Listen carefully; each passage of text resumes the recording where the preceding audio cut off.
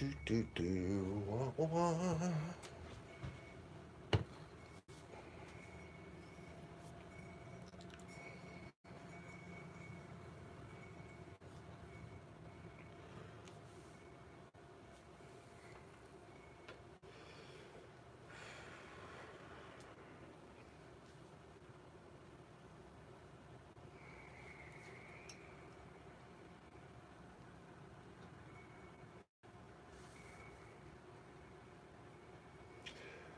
Welcome to New Burgers, to the little shack out back I like to call mine. That's right, it's live. Craig and Silent J's. Fuck it. Wait a minute. That says get it in you. This says Craig and Silent J's fucking Friday. There you go. What's up, people? How's it going? Been a long week. Busy week. There it is, baby. There's the Kolsch. She's been in the keg. Oh, 5 whole days. Now, I'm not going to lie, I sampled this. This is the Kolsch that I asked up the recipe. And I'm going to tell you what I did to try to fix it. All right?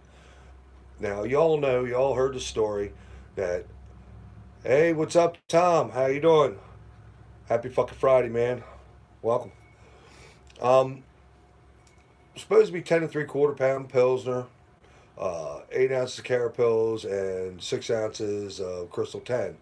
Well, I fucked up and had everything added to one bag, and I got a pound of Carapils mixed in with the mix, and I had a pound of, Crystal 10 mixed in with the mix. So I got another 11 pounds of fucking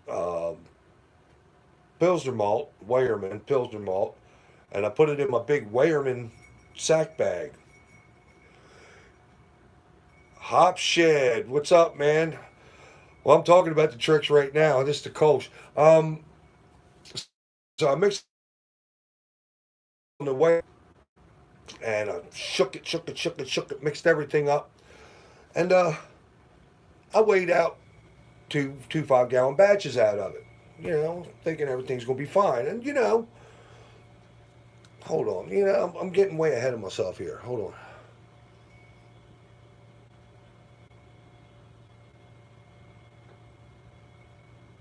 on. First one of the night, and she good. Ooh, ooh, mm. She a little chill hazy, but she all right. So anyway, I mixed it all up, weighed it out to 2 5 gallon batches. I hope the Silent J drops by. Anyway, so I brewed it up the 10th. Brewed it up the 10th. Brew day went rather well. Um, I had some issues here and there, but first of all, the first thing I did with the first weighed out 5 gallon batch, I got the other one over here just waiting to go.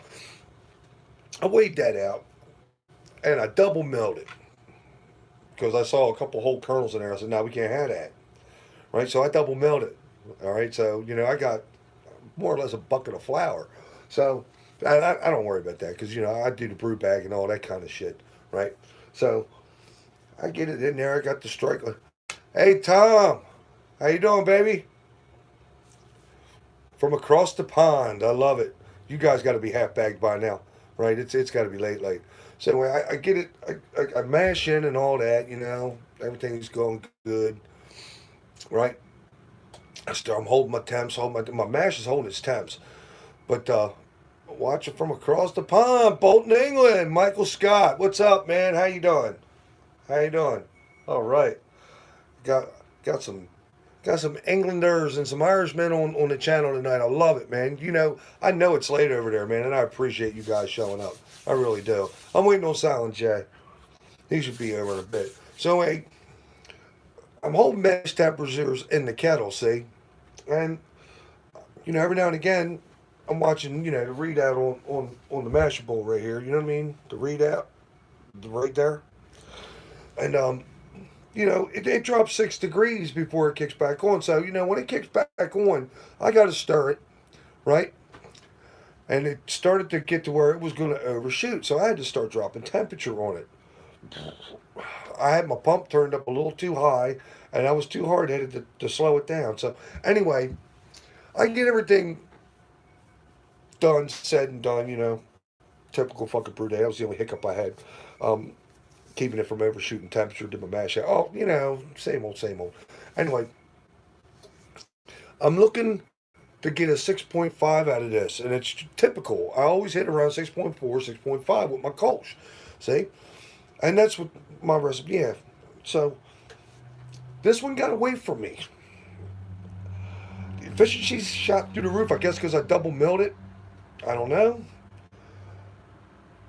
You ready for this? 7.2. I didn't want a 7.2 Kolsch. Am I complaining? Well, yeah, because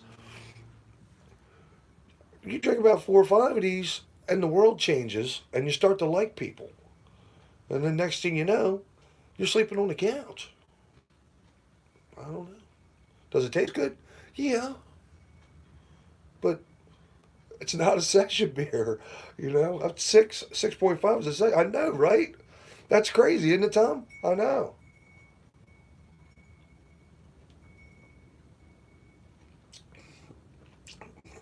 Tastes like my Kolsch.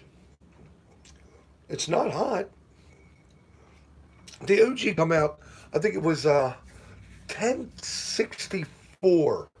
And I smashed it. I smashed the fermentation at 1011. So they gave me a 7.2. I didn't want, what I mean? I had to stop it. I wasn't going to let it keep going. And I used a K97 yeast on that. And 2 ounces of spalt at 60, an ounce of Saaz at 30, and an ounce of Saaz at 5. And I fermented at 67 degrees. And it pretty much finished out one, two, three, four, finished out 5 days, and I cold crashed it. Yeah, that's true too, Tom. It does, but you want to be able to sit down and drink more than just like 4 or 5 beers before you get all. You know what I mean?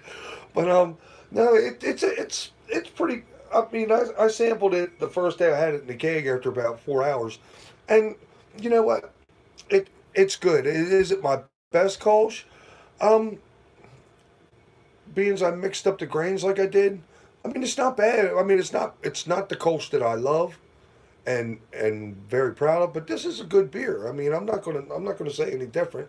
I mean it's got great head retention, and that Saaz, I love Saaz, I really do. And the Spalt gives it just enough bitterness. I mean it's a good it's a good fake pilsner, and that's what a Kolsch is basically. It's just a pilsner fermented out of ale tap. Man, it's great. I mean, if you like pilsners, like good pilsners, Kolsch is for you, baby, and you ain't got to do all that lagering. You know why?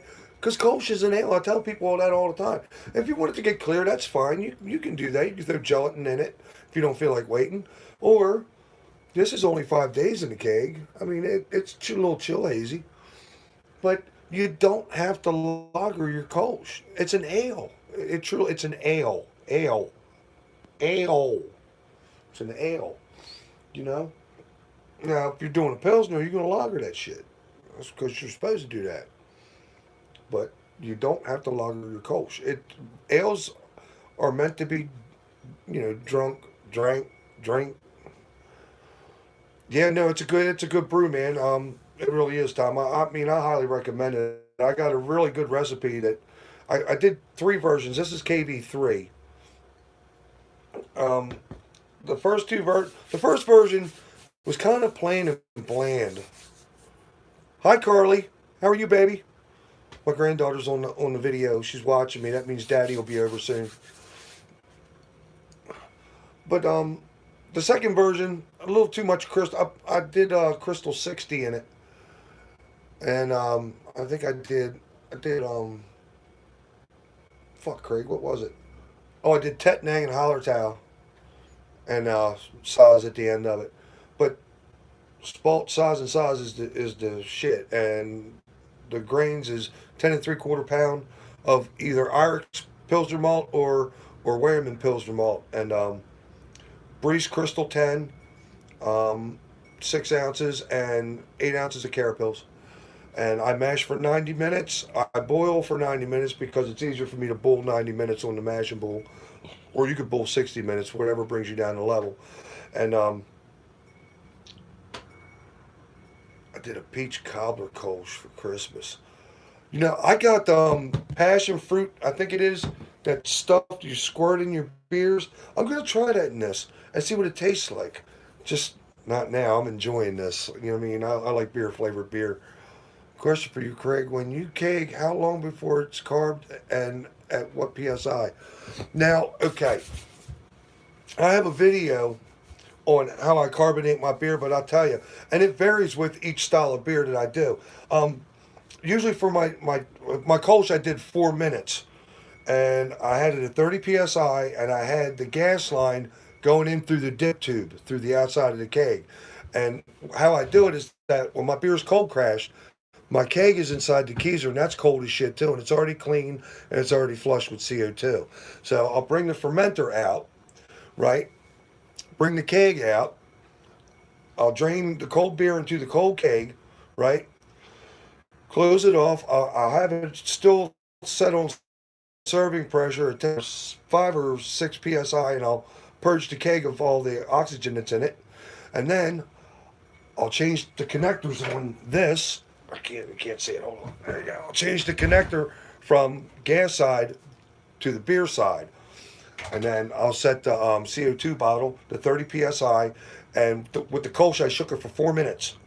You ain't got to roll it on the ground. You just shake it for 4 minutes. You can hear it bubbling up in there, and after 4 minutes of shaking it, I'll disconnect the gas, throw it up in the keezer, gas off. It's still under 30 psi, right? Stick it in the keezer, and if you want to hit it 2, 3, 4 hours later, you just purge the keg, set it at real low serving pressure, because if you don't, you're going to get this much freaking foam in your glass, maybe even that much. But you got to do it low and slow if you're going to hit it right away. But I usually like to wait anywhere from 3 to 4 days and just leave it off the gas under 30 psi, that what I shook it at. I don't keep the gas on it. And then I'll purge the keg when I'm ready to drink it, low and slow for the first couple of beers. And I get a flashlight on this. Maybe you can see some carbonation in it. But it's nicely carbonated. Can I see it? I can see it. Yeah, it's very nicely carbonated. It's not over carbonated. And 4 minutes for a Kolsch is pretty good. Um, I highly suggest just doing 3 minutes for maybe a stout or something like that, because you don't want to overcarbonate them. It's just not right. You want the flavor bumping out of there. You want all that carbonation bite out of it. And the most I ever did was 4 minutes 30 seconds. But you don't have to do all that. 4 minutes tops, shaking it while everything's cold. Now I'll cold crash my shit to 31 degrees Fahrenheit, and I keep my kegs at 32. So that's how I carbonate my beer. But I can drink it just about right away. Actually, you could drink it right after you carbonate, but you'll have foam everywhere. I mean, that's just a waste. You want to wait about 2, 3 hours.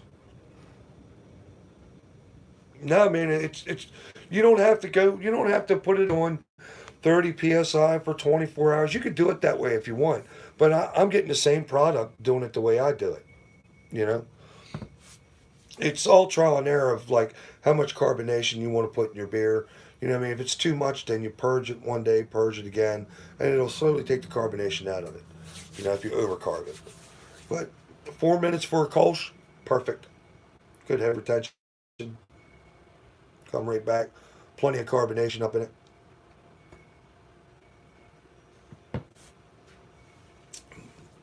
Perfect amount of bite in it. It's good. Damn, that is good. Hops are doing well in this. But I can taste the difference in the grain, Bill. I can. It's it's not my beloved Kolsch, but it is a good Kolsch. That's what happens when you don't pay attention and you mix all your grains into one bag, not thinking. Put it all down on the one. So you could. There's a line on the order sheet Where if you want all your grains in one bag, or this is all you want one bag, and this is your second bag, I put it all in one line, and they piled everything in there because I was going to save half of the carapils for my next Kolsch, and what was left at Crystal 10 for the next. That's why I got a pound of each. Well, I put it all in one line. They put it all in one bag. I was like, fuck. But anyway, I averted disaster. I dodged a bullet, and I got one hell of a knock you in the dick Kolsch. 7.2 is not good. Well, it is good, but it's not good. But it is good. I don't know. What are you going to do? Oh, I got to give a shout out. It's wonderful work in construction.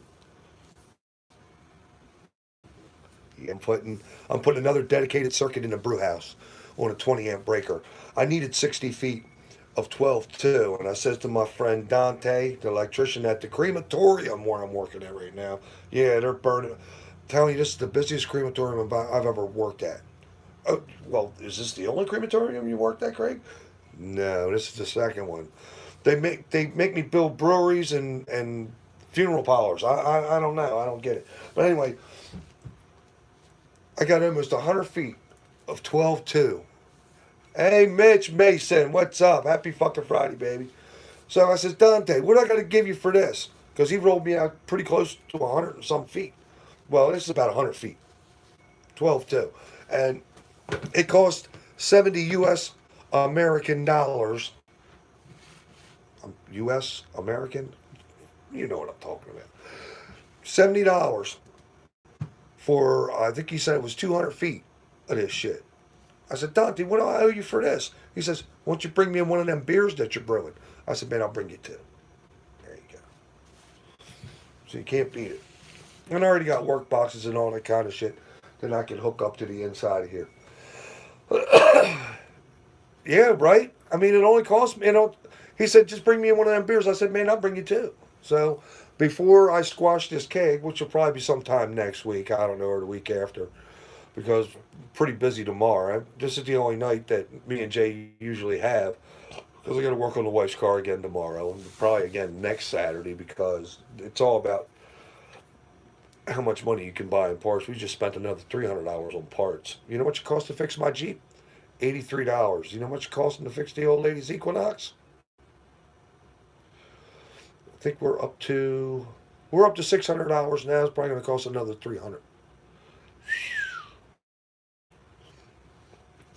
Boss gave me the Jeep for free. Nice looking car, beautiful car. We spent $3 grand on the Equinox. Then we got to put another grand in it. But the wife likes it. I don't care. It doesn't matter. That's a good beer. That's a good beer. I tried that from Texas Brewing. That's a good beer. It is. Is it as good as mine? It's pretty freaking close, man. Really. All right, Tom. Thanks for stopping by, man. I'm glad you did. You get it in you too, man.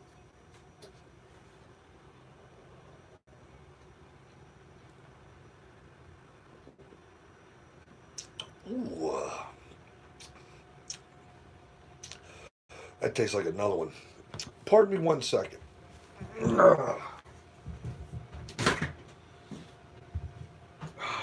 Man. Do do do do do do do do do. Get a little warmed up here. Check it out. There we go.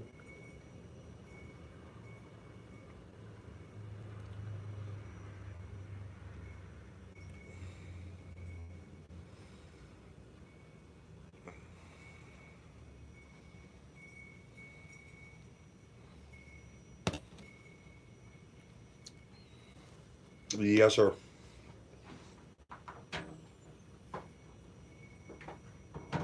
Do do do do do do do do do. Uh-oh.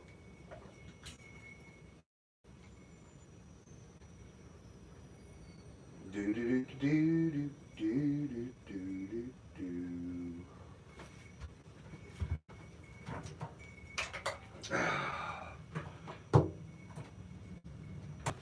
I'm thinking I'm going to change the name on the YouTube channel from You Can Do Homebrew, because we all know you can do homebrew, to New Burgers Homebrewing. Yep, I think that's coming up. I think that's what's going to happen. The wife's been pretty busy. I really apologize about the people that want the T-shirts. I know I should be writing a link on the YouTube thingy and stuff like that for New Dawn Photography, NEUDAWN, so you guys can message her and give her your personal information. She has a PayPal account and all that kind of stuff like that. And you could get one of these shirts or the ones you saw last week. If you want this on the back, you can get that too. But so far, only the people involved with Newburger's Homebrew has this on the back. My dad has one too, and it says that on the back. So, but that's up to you guys or whatever. The other shirts are white, and it has a stick man humping it. Yeah, that's pretty nice though. Wife come up with that one too. I think this. I don't know. I think this is my favorite, and to get it in you glows in the dark. There we go. There's Silent J. What's wrong with you?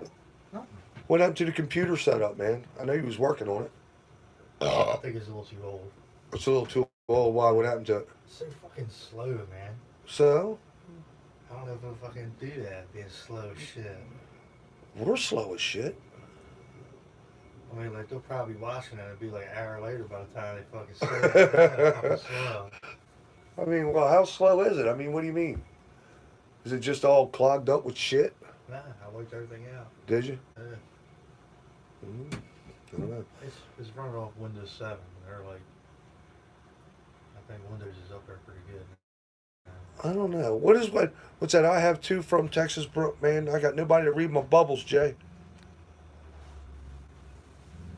Oh, message visible. I got that. I have two from Texas Brewing. From there, I just been busy as hell. Ain't had time to brew. I know how you feel, man. Me and Jay's gonna try to squeeze in a brew day. We got the Galaxy Pale from Texas Brewing. Silent J got, and we're hoping to brew that Sunday. Yep. And then we got another one. What's that? The Lemon Drop. We got that from Texas Brewing also. I mean, they got the freshest shit, man, and the hops too. Matter of fact, you know. What parts you got? Huh? What parts did you buy What do you mean, what parts? for Jeep? I forget, but they're in the back of the car. She got the control arm for the back.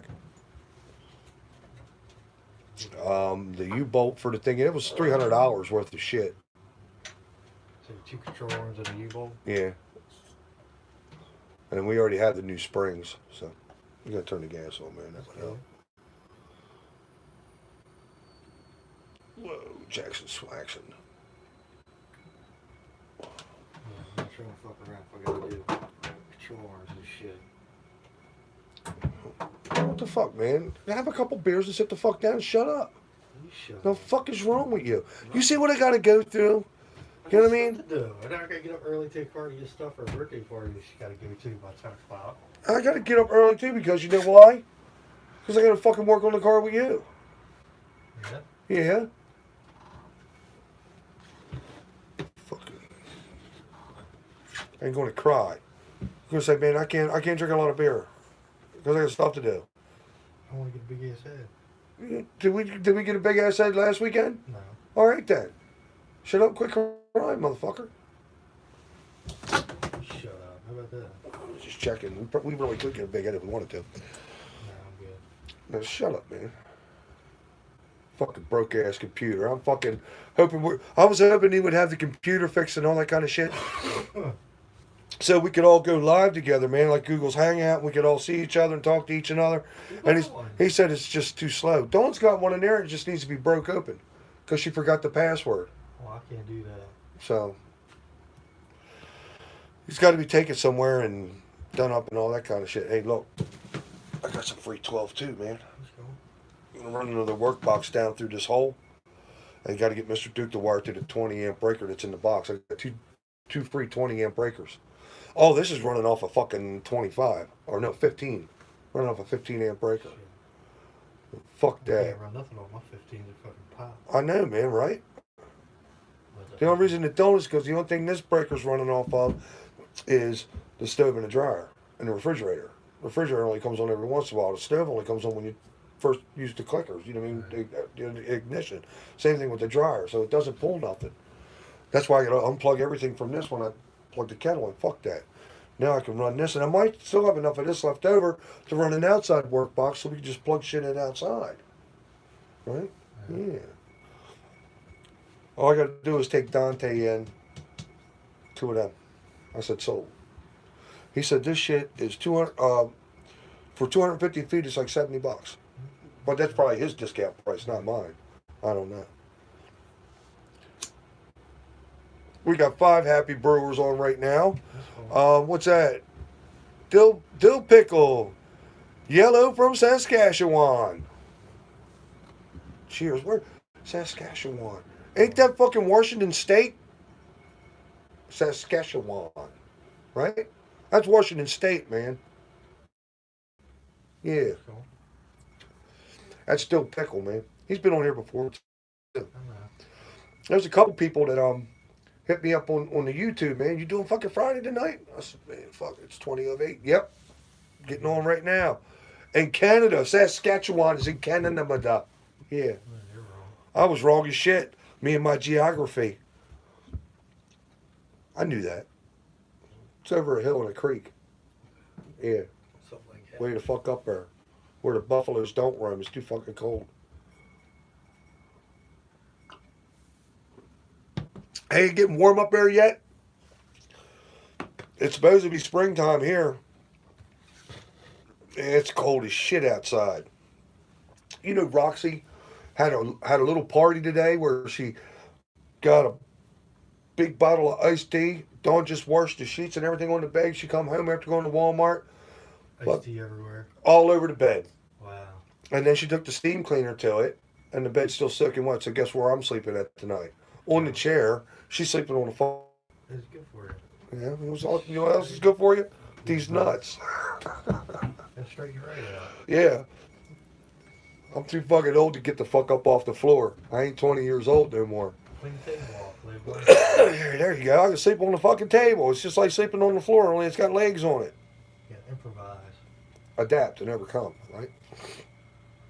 Hey man, we're having Black Rifle coffee tomorrow, right? Yeah. What are you working on now? I'm still working on AK-47. Yeah? Got like that much left. All right, you're gonna have to crack it through some new shit tomorrow. We're sampling Black Rifle coffee. He got himself a 4-pack. Blam blam blam. Some like heavy duty coffee. That was a variety. Yep. How'd this get out? It was at my house. Both of them are at my house. Would you sneak over during the week and get a beer? No. Well, not me, but I got Amanda one. Sunday. Oh, that's different. I thought you snuck over during the week. No, it was Sunday. I know that. And that's what she already had over there, so. There's a guy on here from Ireland. He snuck in. You know it's late as shit over there, right? And England. Man, I swear, I'm sorry. I'm bad with fucking names, man. Oh, forgive me. But if Jay would have had the computer fixed up, I could actually see your ugly faces and, you know, well. I'm going to tell you, man. Are we brewing Sunday? I don't know. Maybe. Maybe. I'm brewing Sunday, man. Fuck you. What's Carter got? I think Carter's got skate lane. That's a. Skate lane? Yeah. She got birthday party tomorrow. We're brewing Sunday. About 10, I think. Hey, man, when's your mask coming? Is that the one? Is that one of them? That's it. How does it work? It looks like a bandana. Slide. We use it as multi-purpose. It's multi-purpose? Yeah. Oh, shit. You slide your fucking fat head through that hole. And you can see through that shit? Man, you pull it over your face, up the ear. Or up the ear. Oh, okay. I get it. All right. Yeah. Sal and Jay's going to be making cameo soon. Is that why you brought that over? Maybe. Maybe. Hey, stay tuned. Sal and Jay might be making a fucking cameo, man. You never know. Maybe. You know, I'm thinking I'm going to say, he said, yeah, I do brew in a bag. I do. The mashing bowl comes with a malt pipe and all that. And the only thing I use the malt pipe for is to stick the bag inside and sparge up to level. Because you can't really do a full volume mash in the mashing bowl. You know, I have to bring it up to 7 gallons, and I can't bring the water up high enough for a full volume mash in this. It would just be insanely messy. So I I do 2 quarts per pound when it comes to water and grist ratio. Um, yeah, 2 quarts per pound, and I mash for 90 minutes, and then I pull the bag up. There's a hook jimmy up there. I'll hook the bag to that over top of the kettle, spin it, squeeze it. Then I'll drop the bag down into the malt pipe, and I'll sparge up to level, which is only usually about a gallon and a quarter. But I do it pretty slow, and then I'll squeeze the bag again, and I'm usually at 7 and a quarter gallons, and I'll start my boil. But yeah, I do brew in a bag because I mill fine. I mill at 0.25. Sometimes I get stupid and double mill that shit if I get like freaky and say, "Oh man, I saw like 10 whole kernels in there. I got to grind them up." And then you wind up with a 7.2% Kolsch. It ain't bad, but you could tell I messed up my recipe. It just don't taste the same to me. I don't remember from last year's. No, you don't. No. I remember what it's supposed to taste like, but it's good. It's a Kolsch. It's an Imperial Kolsch, but I don't mind it. I don't mind it. It's good. Is it drinkable? Fuck yeah. Oh yeah, it's drinkable. That pineapple coconut? No. No. In a pinch, if you're desperate? No. No. Or your buy beer. Yeah, that was we should have just left it alone with the pineapple. We put a little bit too much coconut in it, and it's like no. You taste pineapple. I taste all coconut. Hey, what's up, Brian? How you doing, babe? Brian's on here, Thrash Metal Brewing. Hey, you guys got to check out Thrash Metal. You do. You got anything going on? Coach, Brian. You don't even want to know. You don't even want to know how it got away from me. It decided to become a 7.2% Kolsch. I double milled my grains. I shouldn't have done it. Oh, anything for you, man. You know what I mean? You got a good thing going on with the barbecue, and you know what I mean? Hey, I'm 25 people away from 300. I know, right? Efficiency. It just got away from me. It was only supposed to be 6.5. And I know what it was. I double milled them. And yeah, what are you going to do? I'm not doing that. I'm not going to double mill my Kolsch recipe again. At least tomorrow should be pretty easy to. You shouldn't have said that. Knock on wood. Hey, no, it didn't take away from the taste, but I had messed up getting the grain bill set up for this anyway, Brian. Like I said, you got on the order forms up in Annapolis Homebrew here in Maryland. When you fill out the sheet to get your grains, you got 3 rows of what you want in each bag or all in one bag. And I wanted 10 3/4 pound of Pilsner malt, and I wanted 8 ounces of Carapils, and I wanted 6 ounces of Crystal 10. But I thought to myself, you know what? Why don't I just get a pound of Carapils and a pound of Crystal 10, and I'll save it for the second batch after I use what I need to use on the first batch. Well, instead of putting it in the second category, I put it all in one category, and they dumped it all in one fucking bag. Even So, asked you. huh? They even asked you. I know, right? Oh, one bag. You're like, oh yeah. Now I realized that, holy shit, I got a pound of Carapils and a pound of Crystal 10 with my Kolsch. So I had to go out and I got another 11 pounds of Pilsner malt, and I put it in my big giant Weyermann 55-pound sack, and I shook it around and mixed it all up, and I weighed them out evenly, you know, hoping that would be, good enough. And it was good enough. It was, but I asked up my recipe. Am I disappointed? Not so much. I mean, it's not what I really, really wanted. Because I know what it's supposed to taste like, but is it a bad beer? Fuck no, not by any stretch of the means. It's actually really fucking good. But it's a 7.2% beer, man. You drink fucking 4 beers and you start to feel a little funky. So, what are you gonna do? Yeah, it is. I mean, that pineapple coconut thing that me and Silent J did for the girls. Now it's a 5.7% bomb with some pineapple in it. I mean, you pour a glass of that, it stinks up the whole entire brew house. It smells like, you start hearing fucking Jamaican music and shit. And I mean, and you take a drink of it, and it's like you're burping coconut and pineapple for like the rest of the night and shit. So, no. What are you gonna do? So it's still in the keg. We're gonna, yeah, job man. So it's been sitting in the keg for what, a month now? Got better than a half a keg. Yeah. Probably still tastes the same. It probably does still taste the same. But you know what? I never seen a wheat beer that fucking clear. And I found out what did it. Somebody on there, I forget who told me, but it's the coconut that acts like a gelatin, man. It's crystal clear. It's one of the clearest beers I've ever had in my life. But we should have just left it with the pineapple and the El Dorado. That shit was bumping.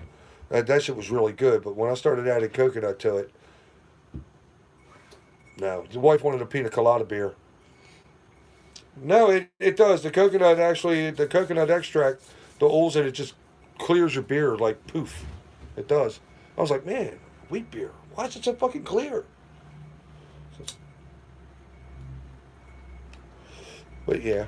Now, next time, light on the coconut and do the same with the pineapple because the pineapple was good and the pineapple works well with the El Dorado hops. Uh-huh. So, a pina colada beer, You done? it can be done, but Craig didn't do it right. No. No. Somewhere along the lines we fucked up. I fucked up, yeah. Will I try it again? Yeah. Yeah. A little 1 gallon fucking batch. Yeah, we'll just make a 1 gallon batch next time. I got a whole 5 gallon keg tied up with that shit now. We're gonna have to bottle it. Yeah. Or make 5 gallons. Neil, what's up? Make 5 gallons of a wheat beer, and then we'll just take a gallon out. Fuck with it. Yeah, we could do that. Just make a wheat beer. We might take a gallon. Yeah, that's a good idea Jason's come up with. We make 5 gallon wheat beer, and we'll just take a gallon out of it and we'll tinker with it and see what we can come up with, and then we know, which we should have done in the first place. Yeah, this is the Kolsch. All right, Brian. I'll see you on the flip side, man. If you're on tomorrow after me and Jace finish working on the car, man, maybe we'll pop in. You know what I mean? Peace. Brian from Thrash Metal Brewing and Barbecue, baby. You got to check his channel out.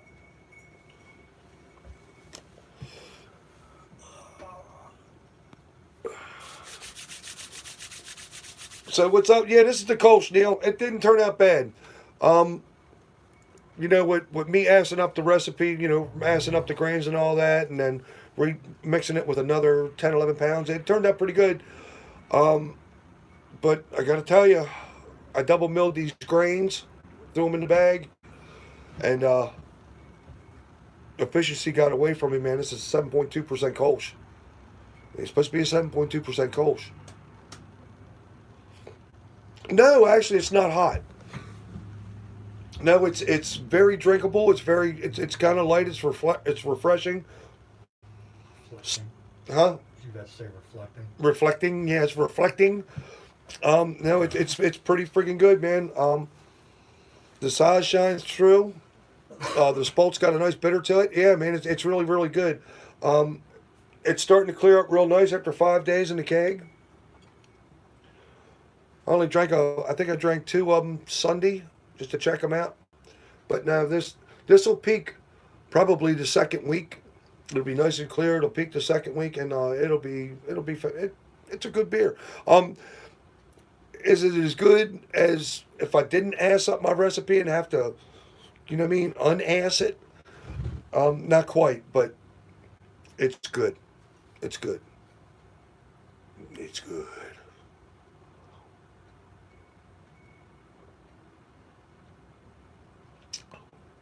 The lesson to be learned is pay attention when you're getting your grains put together.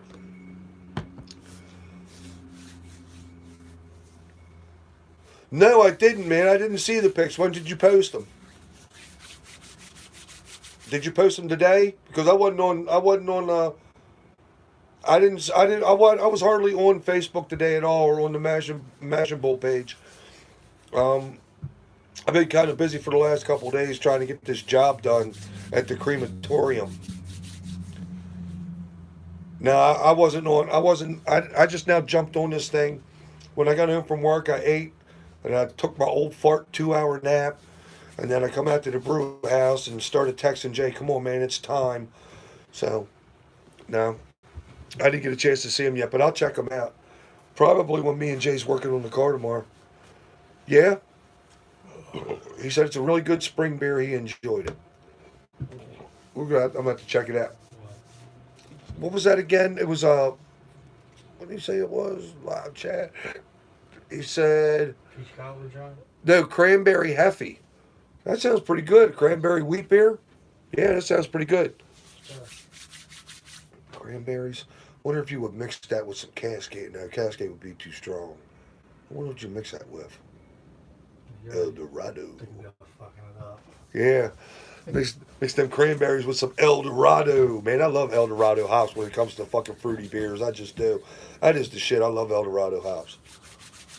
My second favorite, Saaz. I love Saaz hops. Hey man, not a problem, Eli. I'm glad you made it tonight too. Hey, I hope yours turns out good, man. How'd last Saturday go after the Bruin review and the Gaza? Yeah, we got a little. I was a little buzzed, but my back was hurting, my shoulder was hurting, and the wife fed me a little teeny tiny muscle relaxer because I never take shit like that. And the next thing you know, I was happy as shit. You know what I mean? So we drank. We had 6 beers we reviewed, a couple stouts. Man, Bach. we tried a Bach beer. It was a double chocolate Bach, right? Is that what it was? Yeah, we tried Young's double chocolate stout. We tried a Bach beer. Fuck, I don't know, man. Bach beer, what? Yeah, and I forget. I even forget the beers that we tried.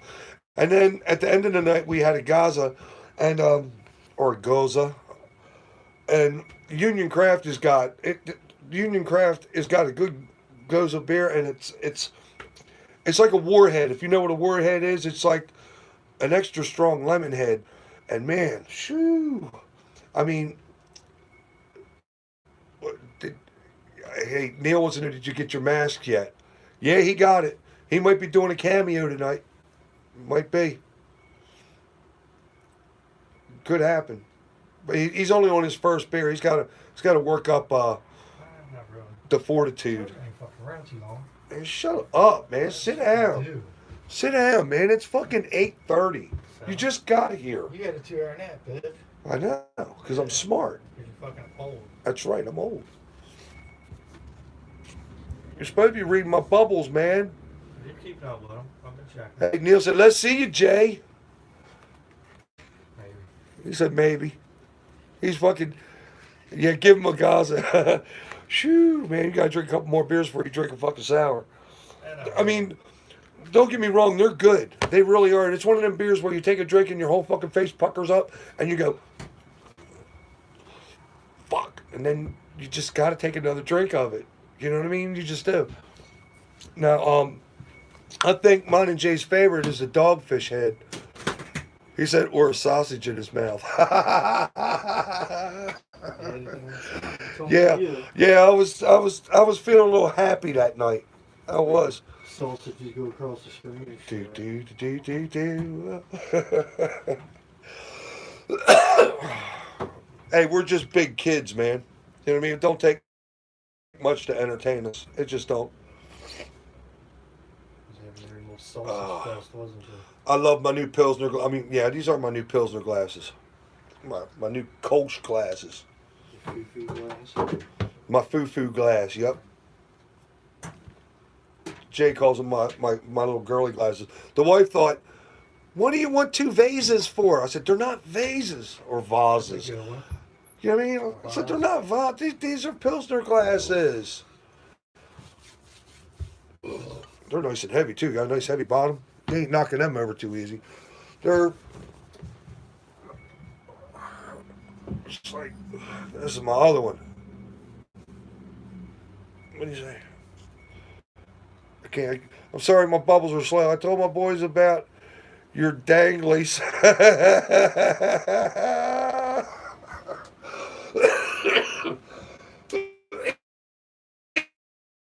Dangly. Dangling. Yeah, he told his boys about it. Dangling sausage. Yep. Looked like an old shriveled up sausage. What were they? Were them? Sweet Italian. Yeah, that was the sweet Italian sausage that we had off the grill.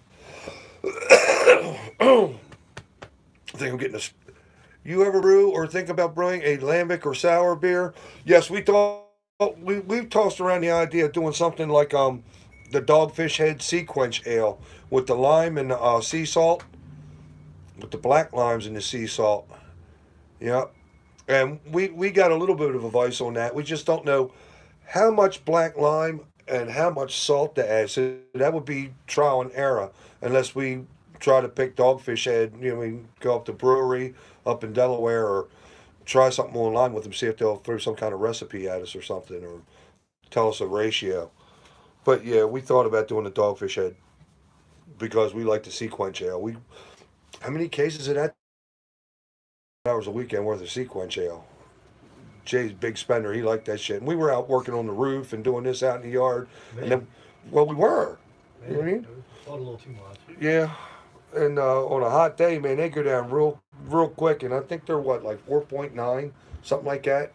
Can you see it? 4.9. Yeah, they're like 4.9, so they're highly sessionable. You drink them all night long. I kind of like the Old Pro too, though. Yeah, Old Pro though, man. Damn. I mean, that's you could drink them all night long too because they're only like 4.2. But the Union Craft, shoot, man, that'll make you pucker. I just bottled a Lambic, year-old, tastes like champagne, freaking awesome. I've never had a Lambic. I've never had one, so that's something else. Me and Jay's, you like sours? We have to try a Lambic. The fucking sequence and it was fucking Old Pro, half and half. Lemon lime. Whoa. That's not a bad idea. Jay said maybe we can mix a Sea Quench ale with an Old Pro Union Craft and see what happens, half and half. It might not, I don't know, man.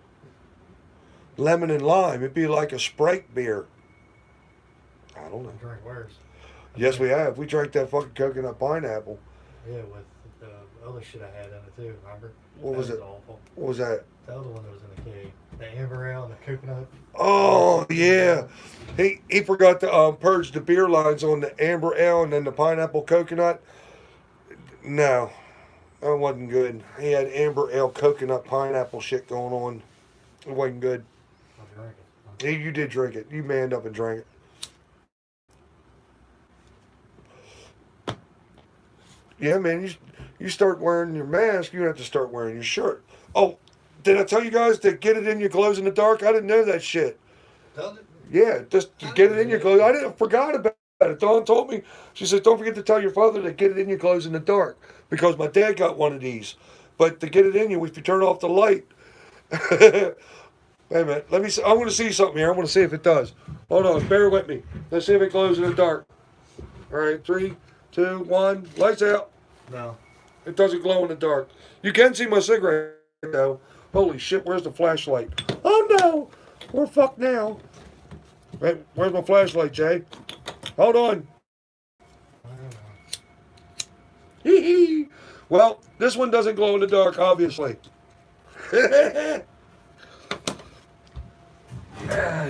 You never know what's going to happen here, do you? You just don't.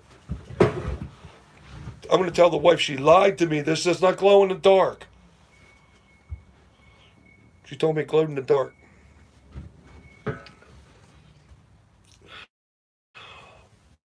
Remind me not to do that again unless I know where the hell my flashlight is.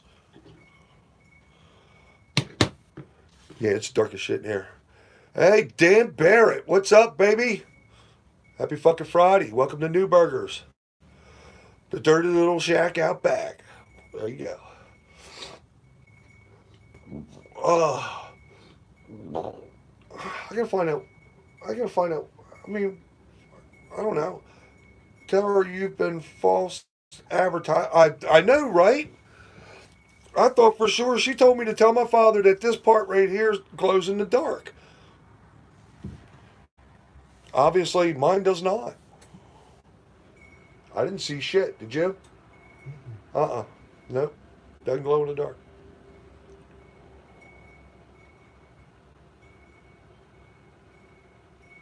Ooh. Damn, that's pretty good. I'm liking the hops in that. And it, when you when you hold the mash temp at 150 on this, oh, it finishes nice and dry. That's the kind of beers that get you in trouble because you want to take a drink right after you took a drink. One of them summertime beers gets you in trouble. But it's all right. So what time we getting started tomorrow? I have stuff to do with Carly first. Yeah? What time is that? Well, she's leaving at 10, I believe. But I gotta take her to get a card and shit like that for the girl's birthday. She was supposed to come over tonight with Dawn and do her shirt, but I guess she's not feeling it. She had one friend. Is she? Was she kind of tired? Yeah. Yeah. My granddaughter is an awesome dancer. I'm going to post that link on my page of Straight Outta Oz, where they do the Wizard of Oz thing on stage. It's pretty cool. And she won big, giant trophies. So.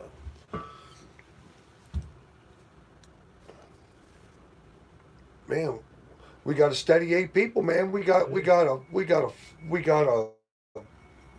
crowd that shows up every freaking weekend. How about that? We will be brewing a Galaxy Pale that we probably will be debuting. And this recipe's from Texas Brewing, by the way. Their Galaxy Pale Ale. I'm gonna try to brew that Sunday on our only free day that we have, and we will be debuting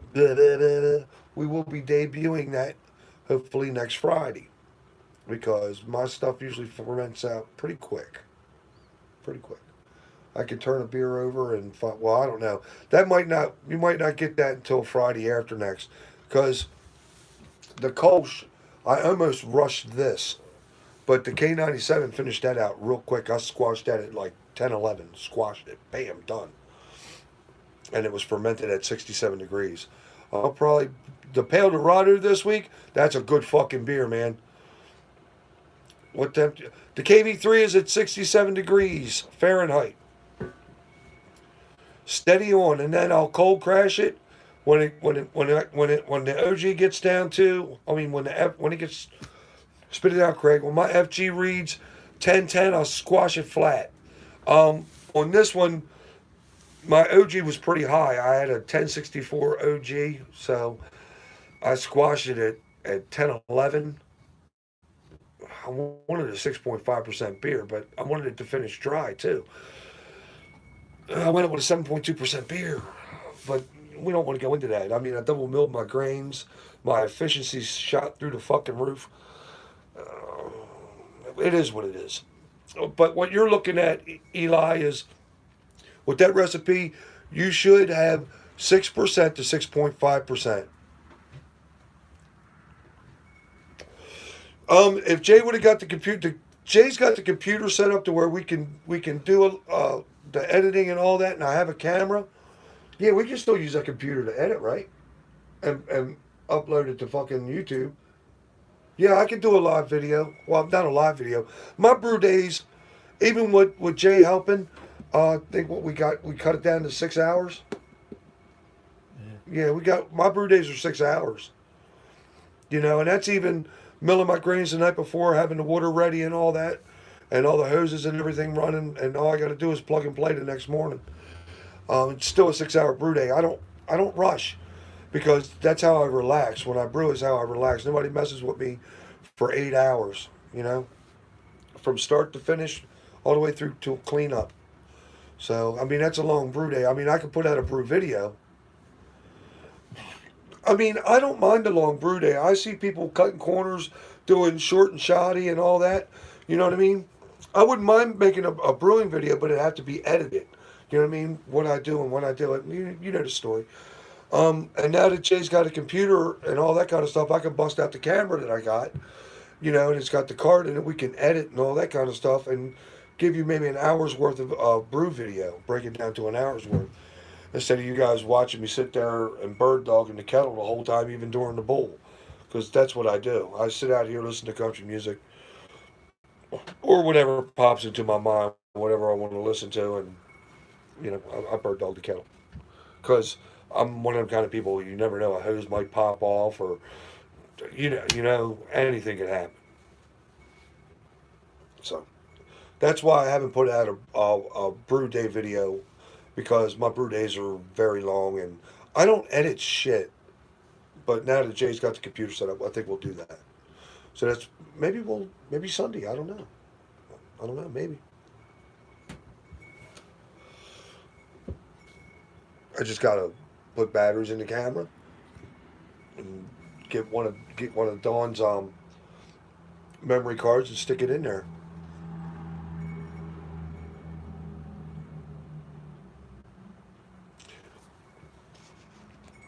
Neil does a no chill.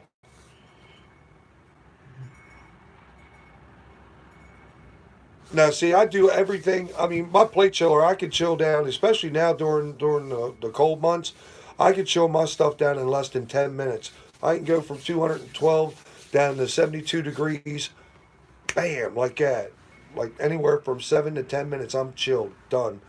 And then I'll pitch, throw it in the thing, and then 3 to 4 hours later, that shit's bubbling.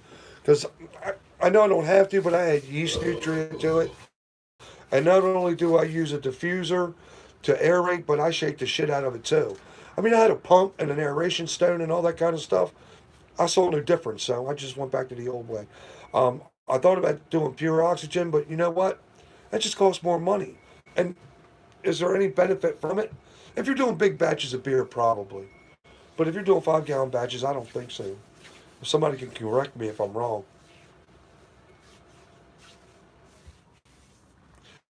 Um, there's something else you got to clean up. It probably adds another half hour, 45 minutes to my cleanup, and I'll tell you why it takes for me to clean it up.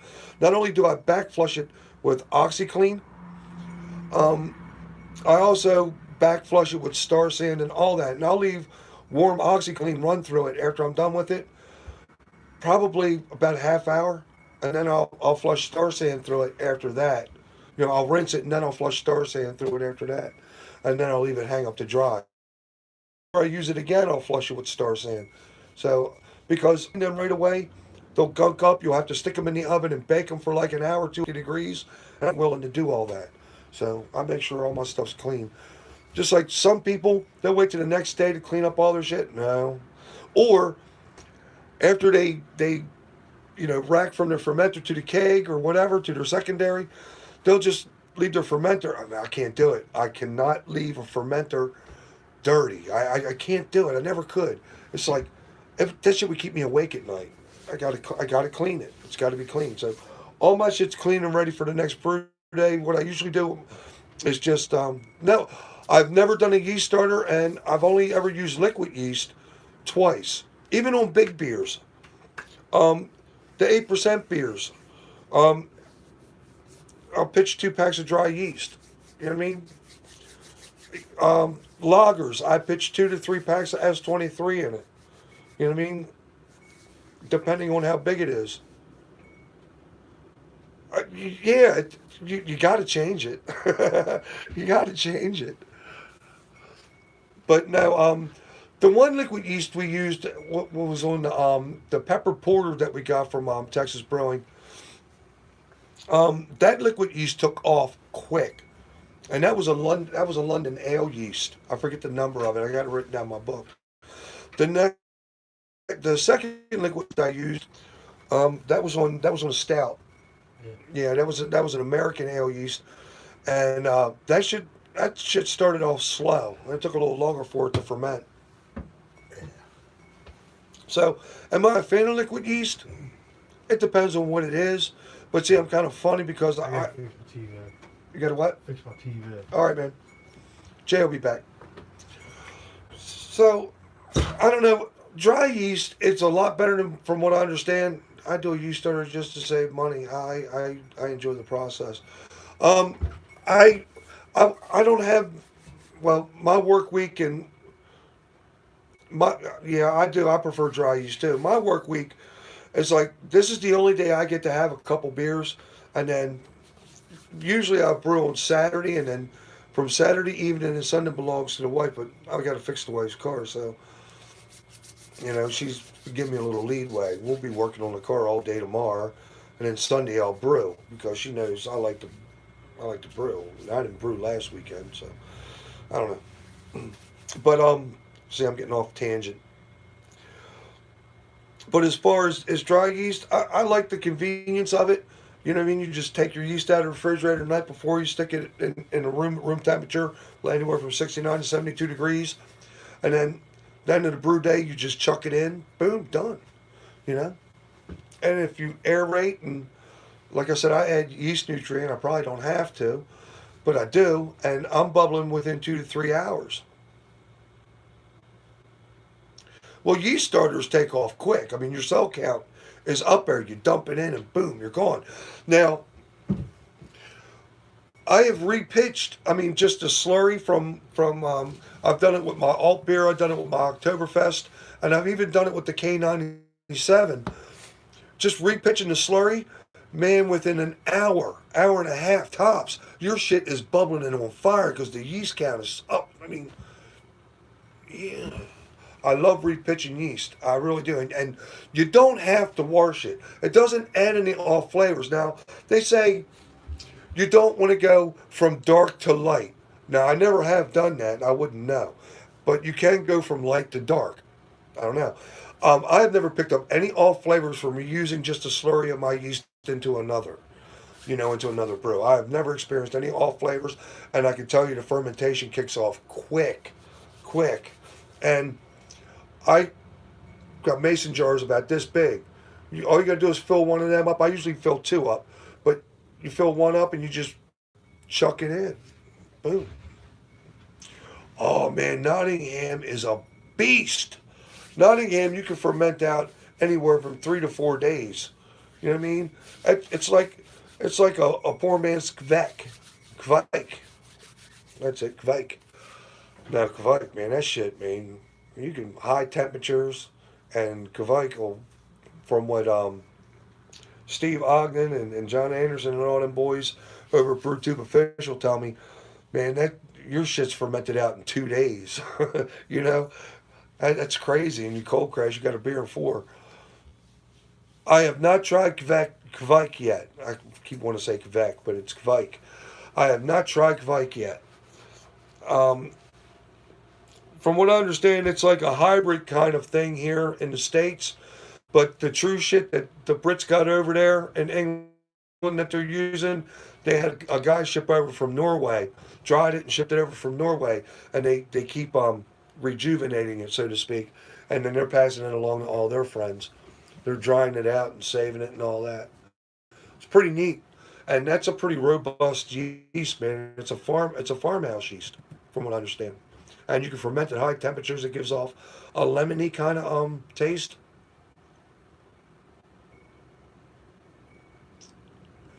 No, I mean, I hear it. You can kick out a beer rather quick and add some nice citrusy flavors to your beer, too.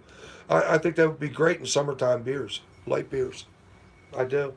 Am I going to try it? Yeah, probably one day. But like Steve Ogden said, it's like a hybrid kind of thing here in the States. I think White Labs has a version of it or whatnot. I'm not sure. I have to check that again. I haven't had a chance to read a lot of shit lately, but I'm usually up on that. I read a lot of shit. But yeah, I would like to try that myself. That's somewhere you don't have to aerate. You just start your dry yeast in a stir and let it grow in a stir plate 24 hours. Come on, Craig, you can read faster than that. 24 hours. Have you heard this? Um, yeah, it doesn't have anything to do with hot side aeration because some people think that's a myth. I'm not sure if it is or not. I think if you get below 150 degrees, then you can aerate. Um, because the hotter your wort is, the less oxygen is going to be in it or what. Yeah, I mean, once you transfer from your kettle to your fermenter, it's going to get some kind of oxygen in it. I don't care what you do, just splashing around, and you know what I mean. So yeah, I don't see where you would have to aerate or you. Did they do it back in the old days? Did they shake their shit? Did they splash it around? Probably not. They probably just transferred it to an FE, threw yeast in it, or just left it open and the yeast took care of it. You know what I mean? So obviously there's enough oxygen in there. Yeah, yeah, I think that would work. Have I heard of it? I'd be lying if I said, yeah, I remember it.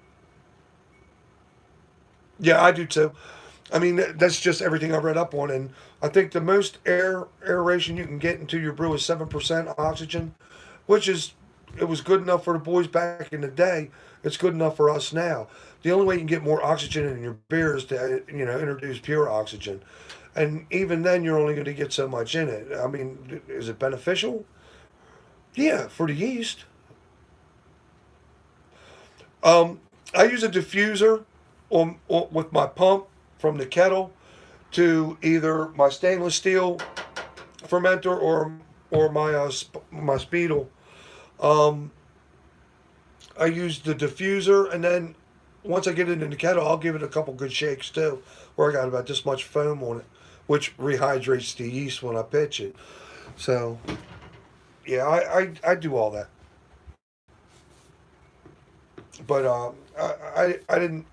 I've thought about getting an attachment for my drill and just doing it that way, but I haven't had a need to do it. I even got a pump for more beer with the aeration stone, and you know what? That was just something else to clean. The stone got clogged up, and I saw no difference. I saw no difference. You got to bowl the stone before you use it every time, just to make sure it's clean and sanitized. Just something else to clean, and I saw no difference in it. So, diffuser and a shake. That was it. That's all I did. And I've never had a stalled fermentation. My beers always, I can always finish my beers at the 10:10 or lower if I want it. I seem to stop my beers at 10:10.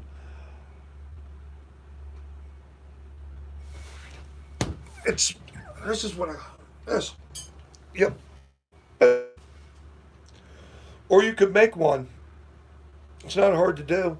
Um, Brian from Short Circuit Brewing took the bottom of a ladle, finagled some arms around it, had a hose running down to it. So every time the stainless steel spoon that he got from Kitchen Depot, and it was pretty neat, man. It was pretty neat. He had it rigged up underneath the lid of his kettle and all that. It was pretty neat.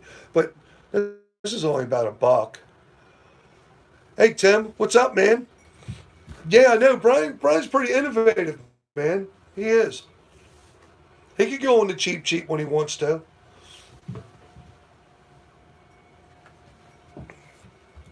Well, people like me ain't built for that. I got to scrimp and scrounge and save and all that kind of stuff. And you should. I still got my homemade setup. I even made my own electric mash tun and everything, to where it was an 8 gallon crab steamer. The wife wanted to beat me in the head with a stick, and I stuck an element in it. And yeah, he's got a great setup now. He really does. And not to mention the 65 liter Robo Brew, and he's got the 35 liter. You know what I mean? And he's got all kinds of toys, man. He does.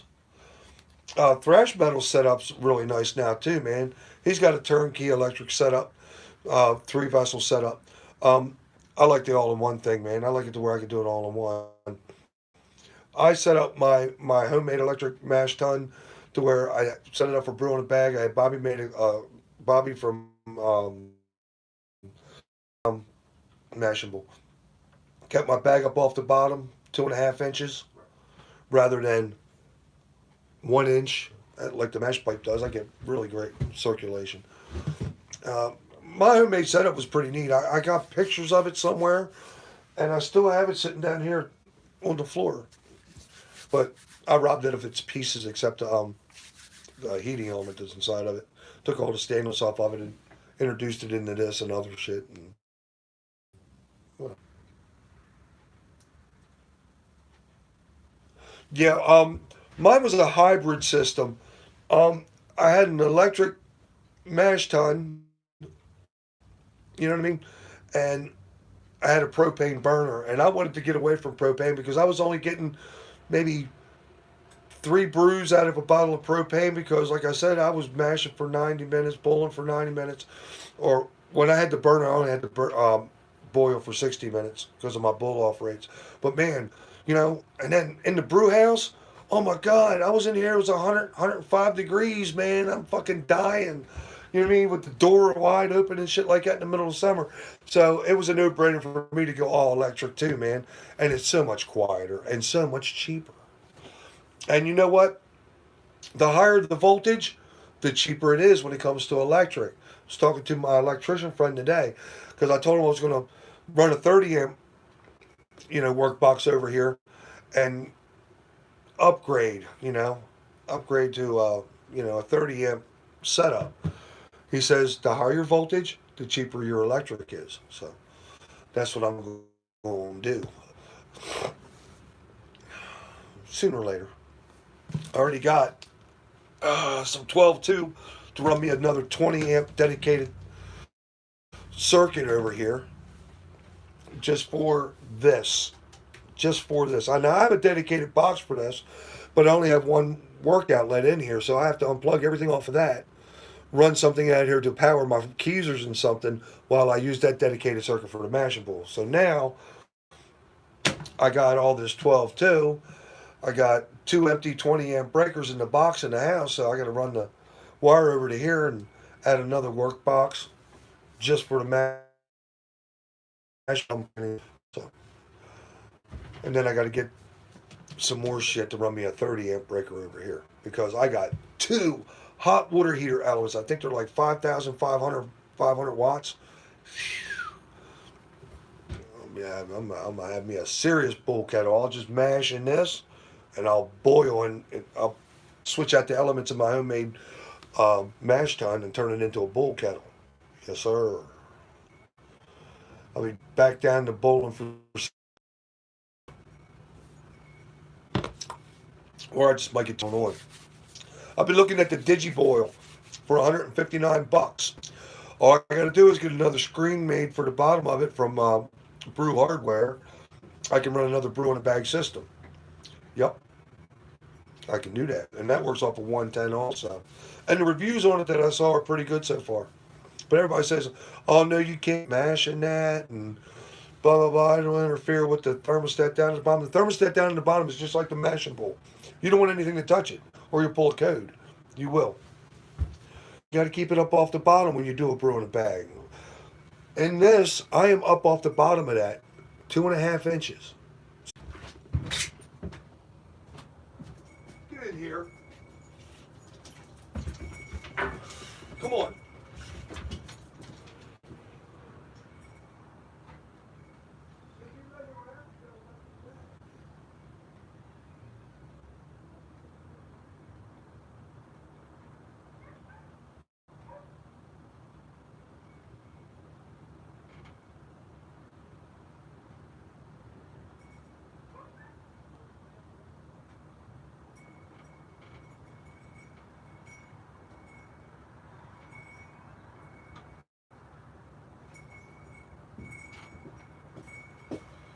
Oh my goodness. Sorry about that.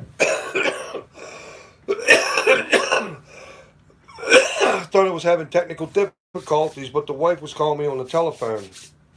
Seems she let my dog out, and the dog, I had to go get the dog. There you go. So, where was I? I forget where the hell I was. Somebody tell me. I know one thing, it's cold as hell outside. It's supposed to be springtime here and the wind is howling. It is cold as shit, but it is a nice balmy 64 degrees in the brew house. It really is. Silent Chase fixing his TV. He'll be right back. This is a no-no. So we will be filling this back up. Pardon me. Do-do-do, do-do-do, womp womp. Do-do-do, click. Do-do-do-do-do, wah, wah, wah. Oh. 'Tis the season for lighter beers, fellas. Wheat beers, Kolsch's, Pilsners, Uh-oh. Getting a little foamy here. Hold on. I gotta look at that again, Neil. I didn't see that. I knew that was you because I recognized the color. Mm.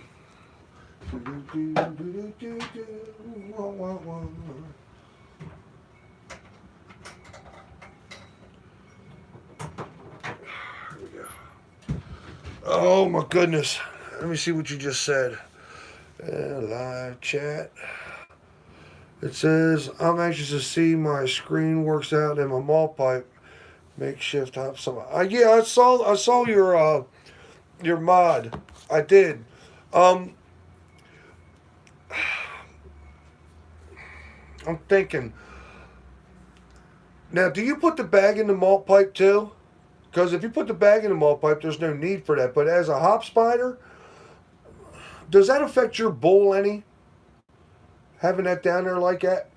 Does it still bowl vigorously when you have the malt pipe in there? I want to know. I mean, the more space you have, and then you got a nice good bowl going on, you're going to get a good hop utilization, no doubt about it. I'm just wondering, does it still? You use a bag only, okay? I mean, but do you think it's going to bowl real good with the malt pipe in it, sitting down that low, close to the element, and then have the screen in it too? I mean, obviously it's going to boil, but do you think it's going to bowl vigorously? I don't know. No? Huh? The pipe doesn't affect the bowl at all. Huh? Well, shit, Neil, give it a shot. Give it a shot, man. I mean, that's a giant fucking hop spider, that's for sure.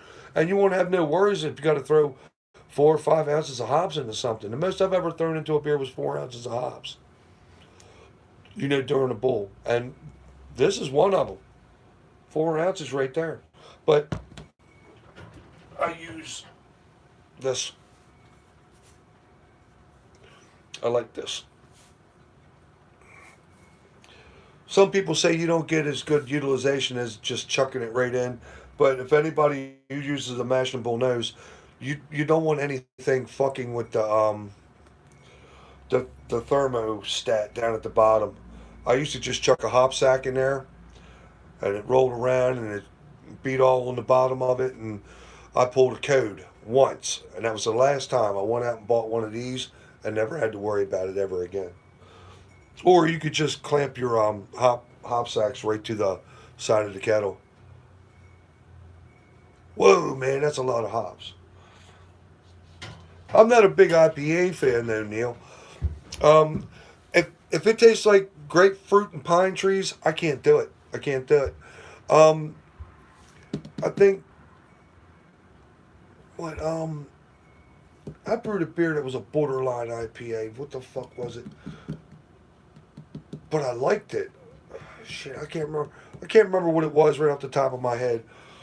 But I went a little crazy with the Northern Brewer and the Cascade, and I like Cascade hops. Matter of fact, that's good in light beers also. Cascade is like a lovely hops. But no, I've never been an IPA guy. Union Craft makes what they call a double duck pin. I like Cascade too, man. That's just a multi-purpose hops there, man, and it's got a nice flavor to it. It really does.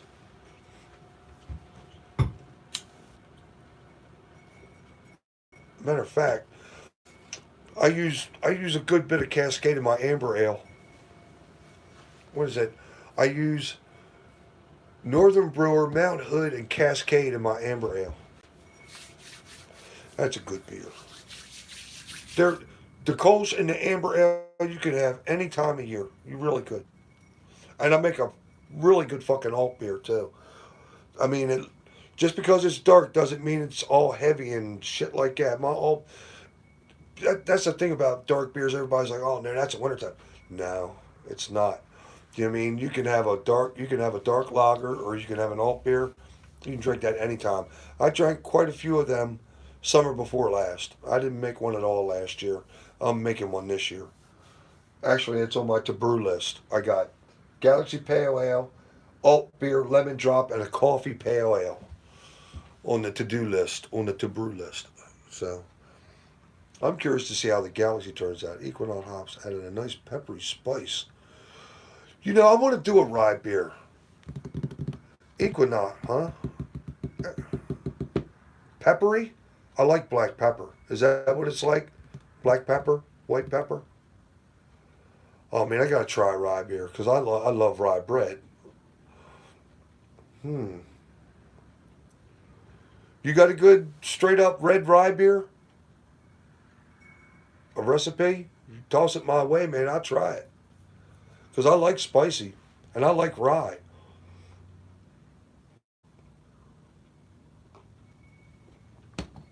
Oh,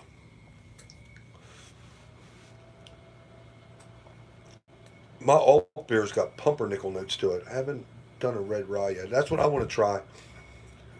I heard that Red X malt, it doesn't offer much in flavor, just color. That's what I hear anyway. People were making a big deal about the Red X. Red X and then some rye mixed in with it. Red rye. I heard some stories about that. Read something about it or something. I don't forget a whole lot. I just forget where it comes from.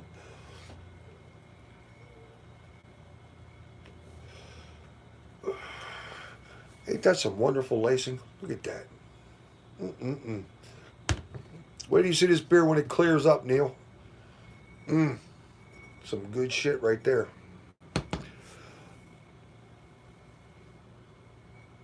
Chattanooga, Tennessee? Tennessee's a wonderful place. I drove through Tennessee, stopped and had some dinner there with my sister when we was going down to Texas. The people in Tennessee are nice. I really like Tennessee.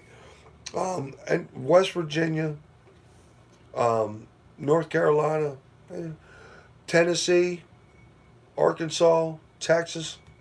Some really nice fucking people, man. Really. I think the further south you go, the better people get. I really do.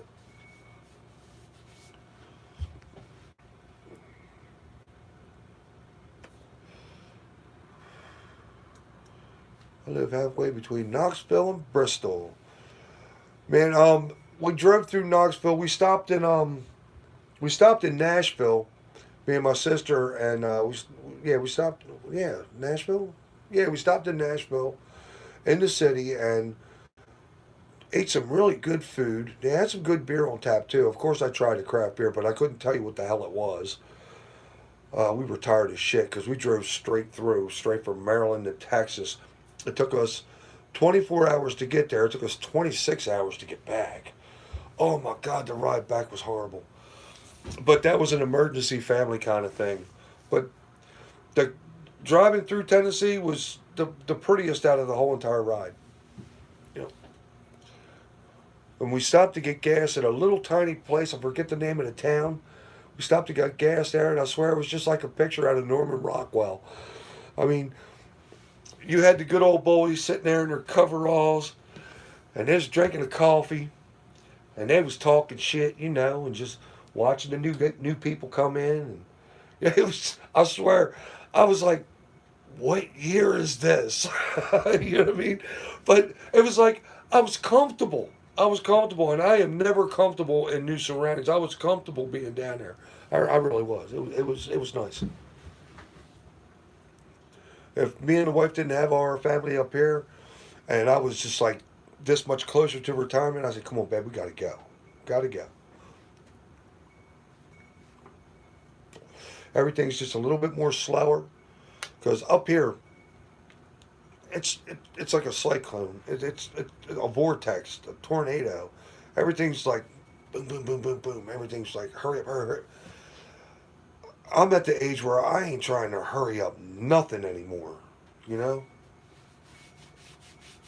I want to go where it's a little bit slower and a whole lot warmer.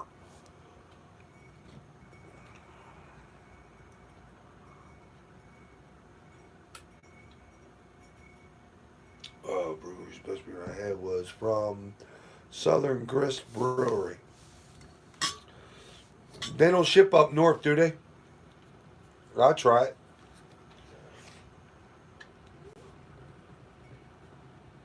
Talking to the boys from Union Craft, I was trying to tell them, man, you guys need to spread out more, ship your beers around more. But I think they're mainly local.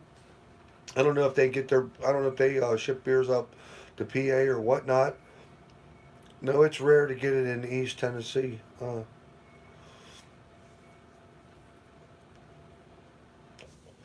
Maryland's got some screwed up laws. Oh, Emerald Isles. What's that? Jerry Sharkey. Hey, welcome to the show, baby. Welcome to the biggest pub on YouTube, where you can do what you want anytime you want. Just don't take off your clothes. No, no, we're a little too old and ugly for that shit. No, don't do that. Oh, bless you. Yep, as long as you're here fucking with us, you're leaving somebody else alone. Oh, I love doing this because I'm like out, but I'm not out. You know what I mean? And the wife, she can just get your ass in here anytime she wants. Yep, she knows where I'm at. Silent J's making me fly solo tonight. He popped in for a minute. He's got his new mask and everything. He had it around his neck. Said he was going to make a cameo, but he said he had to run over and fix the TV. So you might see Jay from here up. I don't know. Maybe. Have to poke a hole in the mask so give him a straw so he can have a drink.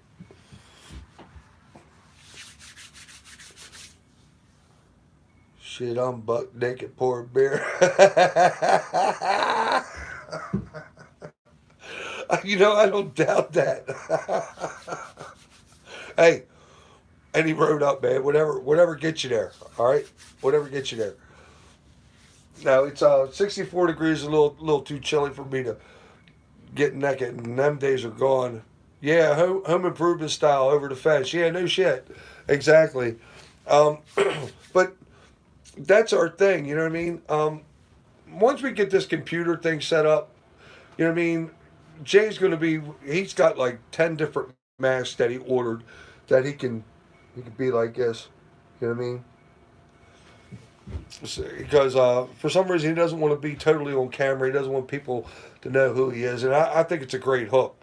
It'll make people tune in or whatnot, and you know, we did put it out there. The first people to see Jay's face on a fucking Friday gets beer mail. I don't know whether that's a good thing or not because I love my beers. You might not, so I don't know. Working the night shift on lunch and enjoying the show, and first time to catch it live. Hey man, you know, watching it live as it happens, you know what I mean? Because I don't edit shit ever. You know what I mean? I found it better to do these videos instead of trying to upload an hours long video and just not being able to talk to people and stuff like that. I find it better live. You know what I mean? And it's already uploaded to YouTube. It's just there. Now, we tried to just do an hour thing, but they seem to go on and on and on and on. And, you know, the more it is, the longer it goes. I think the last one was just a minute shy of freaking 3 hours. I'm not sure. Because we're gonna get out of here. We're gonna go now. We're gonna get no. Come on. So like we're up to 89 minutes now. I think we started just a little bit before 8. It's 9:15 now here. You know, so I mean we'll probably squash it at around 10. I think. You know that's probably long enough. And then me and Jay will probably sit here for like a half hour or so and chill and listen to a little bit of music. Because if we listen to music on YouTube, even though it's our music, we bought it and stuff like that. And I could throw a disclaimer out. I tried that.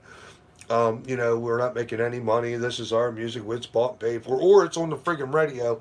YouTube will squash it for copyright infringement. I've had 2 of my live videos squashed because of that. And that's why we don't play music, or we would. So, but no, I like doing things live. And even when I make a video, I don't edit anything anyway because I want people to see that I'm human. I'm not perfect. You know what I mean? I might slip and say, fuck, oh shit, I might drop something. You know what I mean? I don't know. I might trip and fall on my face. Yeah. I don't want to edit nothing. I want everything to be real, you know? But I'm glad you got a chance to check it out live. I know it's late as shit where you are. There's no doubt in my mind. What? 1, 2, 3, 4, 5. It's about 2:30 where you are in Ireland. Yeah. So I'm glad you're on. The Brits were asking today, if anybody was doing a Google Hangouts, and I told them, yeah, man, I'm going to do a live fucking Friday.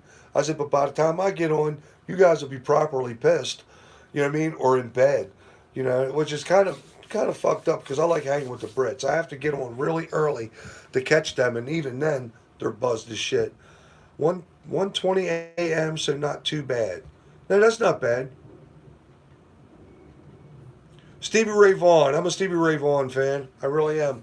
Uh, uh, I'm a Zeppelin head by heart, you know, by nature, but and on all the old '70s kind of stuff, I love that shit. You know, when rock and roll was rock and roll, you know what I mean, and was all heartfelt and all that. But my music repertoire is everywhere. I mean, I could listen to Frederick fucking Chopin, Bach, Beethoven. Um, I think Chopin's got some of the best nocturnes ever, but that's beside the point. I listen to country music, I listen to jazz, but not progressive jazz, and I don't do rap, you know. And I can listen to old Motown too. So if it's good, it's good.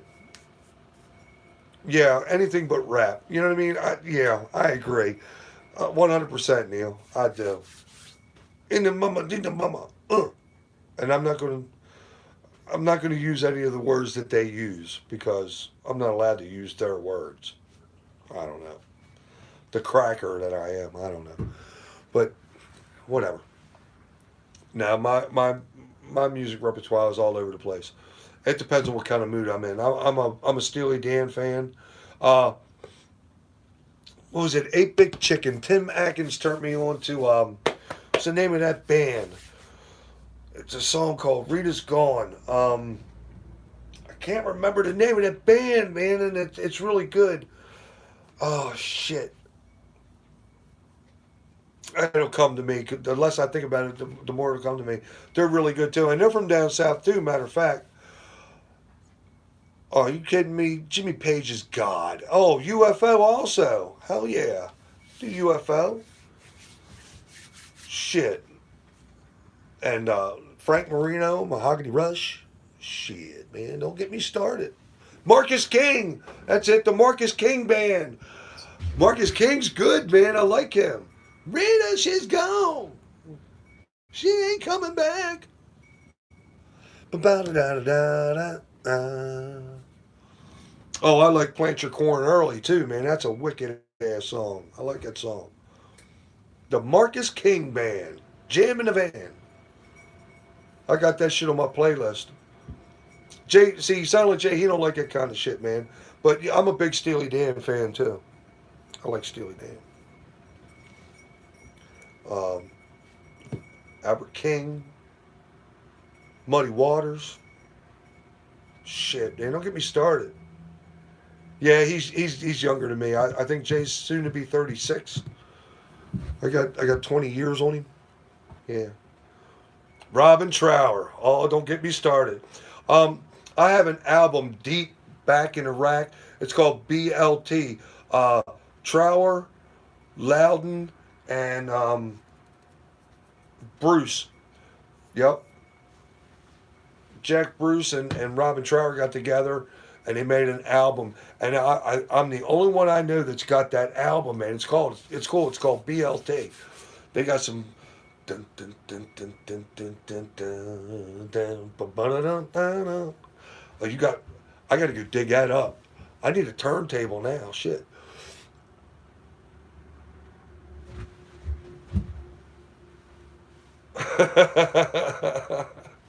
uh, yeah. Buddy Guy. Yeah, I'll go with Buddy Guy. Yes, sir. Absolutely. Who's that other motherfucker? Oh man, I'm standing at the crossroads. I think I'm saying getting down. Fuck. Oh, his name eludes me. He sold his soul to the devil at the crossroads. The grandfather of blues. Damn, it smells good.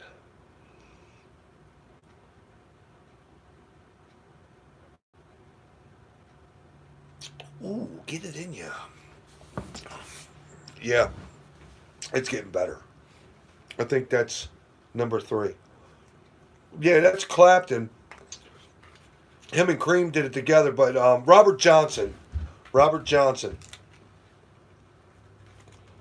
That's way back. Oh, yeah, I like metal too, man. Don't get me started now. Anthrax, Slayer, Venom, old Metallica, Megadeth. Yeah, I go all that route. Allman Brothers. I love the Allman Brothers. I do. It's a shame that Dickie Betts and Greg Allman, they've been fighting for years, but AMB. Allman Brothers. I like Leonard Skinner. Who the fuck else? Oh, don't get me started with the ZZ Top. Billy Gibbons. How. Shit. John Lee Hooker. Shit. Have you listened to Thunder? Who are the London based? No, I haven't. Nope. I've never heard of them. Pink Floyd, that goes without saying. You know what I mean? Pink Floyd, but my favorite album is Dark Side of the Moon and The Wall. Molly Hatchet, yeah. Beacon, and a few years back, mind blowing. Yeah, Dwayne, yeah. Yep. Shit, Robert Palmer. MSG. Who was MSG? Three Dog Night. Mother told me not to come. Uh-huh. Open up the window. Let some air in this room.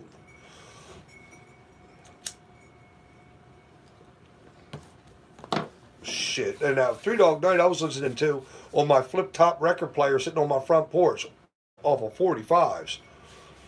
Yeah, Molly Hatchet. Yeah, it is, man. Michael Schenker Group. Fucking right. My guitar player way back in the day, man, was heavy into Michael Schenker. He was. That was the beginning of the Scorpions. Right? Am I mistaken? Let's not forget Thin Lizzy and then Gary Moore. The Outlaws. I remember the Outlaws too, man. Yep. Highway Song. Yep. Don't get me started, man. I was heavy into music once upon a time. His brother Rudy plays for the Scorpions, yep. Some 70s heart, yes. Deep Purple. Oh, yeah. Richie Blackmore kind of freaky, but not as freaky as Ian Gillan. Ian Gillan, nuts. Motherfucker, nuts. I don't know about now, though. That's a damn shame about John Lords, though. Without Johnny Lords, who's going to play the organs for Deep Purple? I don't think that shit will ever get together again like that. Even if Richie Blackmore and Ian Gillan could actually see eye to eye to get another album going on. I think Perfect Strangers was their pinnacle, you know, after it was all said and done. Yeah, UFO was good, man. What's that? What's that? London? Shit. Um, Fuck, there's a couple other people. Sabbath? Shit. I'm Judas Priest. I used to jam to Judas Priest when I was in my teens. Yep. And Black Sabbath, We Sold Our Soul for Rock and Roll was the very first album I ever bought from two guys off of Bel Air Road. Seriously. My mother hated it. My mother was highly religious. She thought it was devil music. I had to go get another album. She scratched that one all up.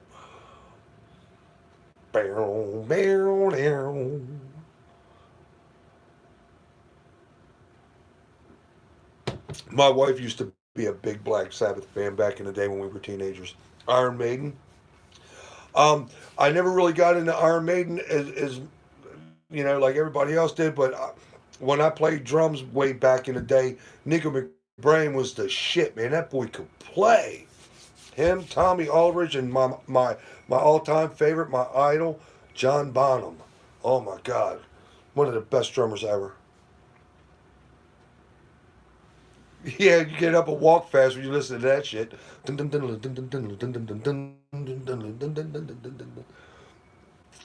take my life, but I take yours too. You fire your musket, but I run you through. Don't get me started, man. Wife's gonna think I'm out here having seizures.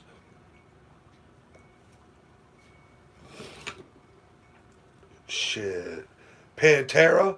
Oh, I got some of that shit on my playlist too. Yeah, every now and again, I feel that aggression build up inside of me. You know what I mean? Um, I think the last concert I actually went to was Godsmack, and that was a couple years, 1 year before I married my wife. That was the last concert I went. No, the last concert I went to was Easton Corbin, but that was a country. That was a country concert up in Atlantic City. We saw Easton Corbin in concert, which was pretty good. Um, but my last rock concert was Godsmack. Yeah. But man, I saw Black Sabbath and Blue Oyster Cult. Man, my ears rang for like 2 days, man. You talk about loud. Now, I think that was 1979. I was 13 years old, and um, Black Sabbath. That was the Never Say Die tour with Ozzy Osbourne. Yep. Yeah, Godsmack's good, man. They put on a great show. They really do. I saw Aerosmith. Saw Foghat. I saw Ted Nugent. I saw Robin Trower when I was like 7, 8 years old. I wasn't supposed to. My sister Anita took me there, my older sister, and she got in big trouble. My mother, she didn't like that. That was the very first concert I ever went to. I saw Ozzy by himself. I was supposed to go see Zeppelin in 1980, but John Bonham died on my birthday, September 25th, which really pissed me off. And then I was supposed to go see The Firm with Paul Rogers and Jimmy Page, and Paul Rogers broke his leg, and I never got a chance to see Jimmy Page. I was supposed to buy tickets for the No Quarter tour with Plant and Page, but something happened there. I'm not allowed to see anybody from Zeppelin. How about that?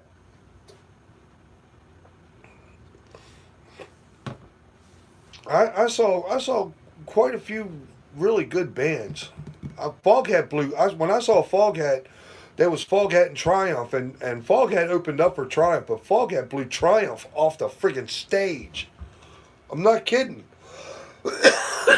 Don't get me wrong. Triumph put on an excellent show. They sounded just like the album, but Foghat, oh my goodness, they was wicked. They was wicked good. I saw Motley Crue and Loudness, the Japanese band. Motley Crue put on a good show. That was Theater of Pain. Theater of Pain tour, I think it was. Not sure. That was back in the 80s. Christ. That was all a blur to me. It was all a blur. It still is a blur. I only remember bits and pieces about a lot of that stuff, but we won't go into that. But I have fun. Would I do it again? I don't know. Probably because it made me the person I am today, whether that's good or bad. But why not? I have fun. I saw Def Leppard too.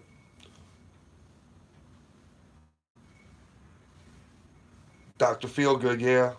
Ted Nugent. Oh, Teddy Nugent always put on a good show. I saw Ted Nugent at Hammerjacks here in Baltimore. Yep. Ted always puts on a good show. He can't help it. You know what I mean? He's just that kind of guy. He's just full of energy. Even in his 60s or 70s, whatever he is now, man, he's still full of energy. I watch him on his Facebook page every now and again. And he's still out there putting on shows.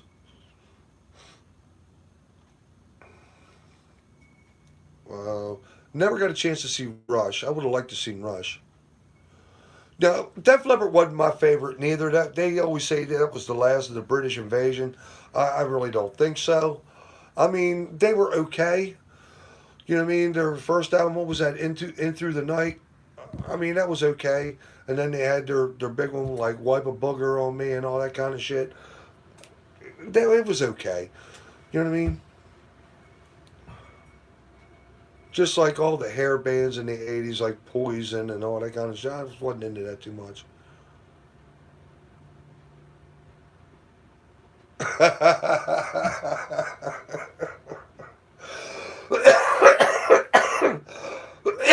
That sounds like a memory you just don't want to remember, right?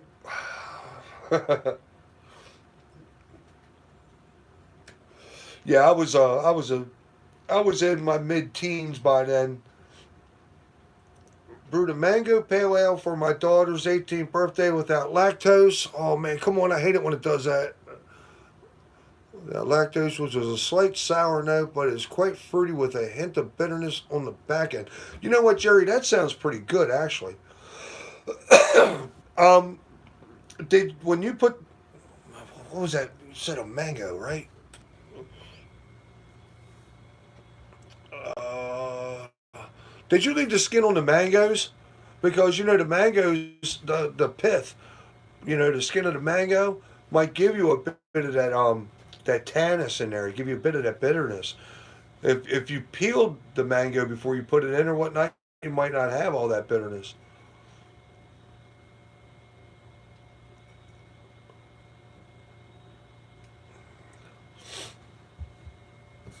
I wish these damn bubbles would stay up so I could read them all, the whole time.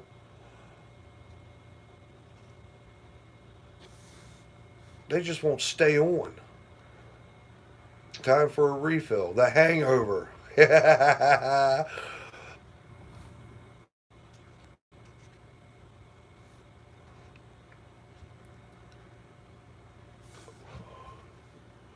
Amarillo, Mosaic, and Cascade.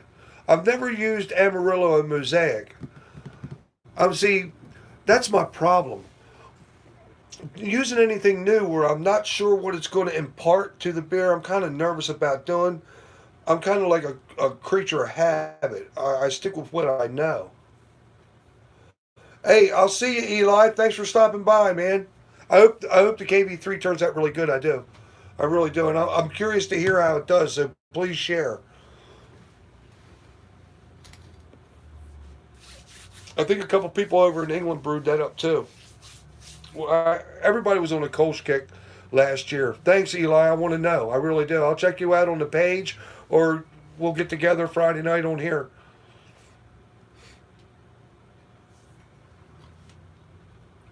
But like I said, I'm a creature of habit when it comes to something. When I find something good, I try to put it in everything I think it's going to taste good in, and then see, because I got a buttload of hops in here. I got from Eclipse Brewing. I got Denali. I got Cascade. Not Cascade, but I got other stuff in here too, man. That I'm scared to use because I don't know exactly what I want to, what I can use it in. You know what I mean? I got some stuff in here that gives off mint and pineapple notes, and I'm thinking, what the fuck do I put that in? I don't know. I got to do some research because I got them on ice right now, you know, frozen, so they'll keep a while. But I got to figure out what I got to use them in, and I got quite a few different hops in here. Denali hops. I got Calypso hops. Fuck, I got a buttload of hops in here, man. I would pull them out, but Jesus Christ, it's a lot. And I keep getting more.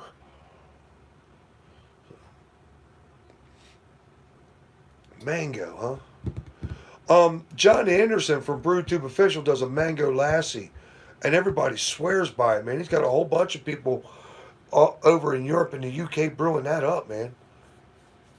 It's supposed to be really good. I might have to get that recipe from John and do it. I don't know.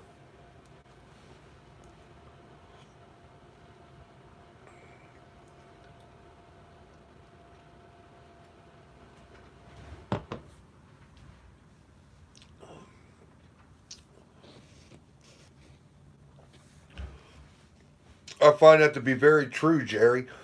Mostly the yeast. Grains you can twist and do a lot with, but hops and yeast, yeast plays a major part in all your beers. It really does. I mean, you can play with a neutral yeast and let your hops control it, or you can play with your yeast because yeast imparts a lot of your flavors. It really does, depending on what temperature you brew it. Yeast is a crazy animal. I have still yet to wrap my mind around all the things that yeast does. I probably never will. You know, even the most basic yeast, depending on what temperature you do it at, it's crazy.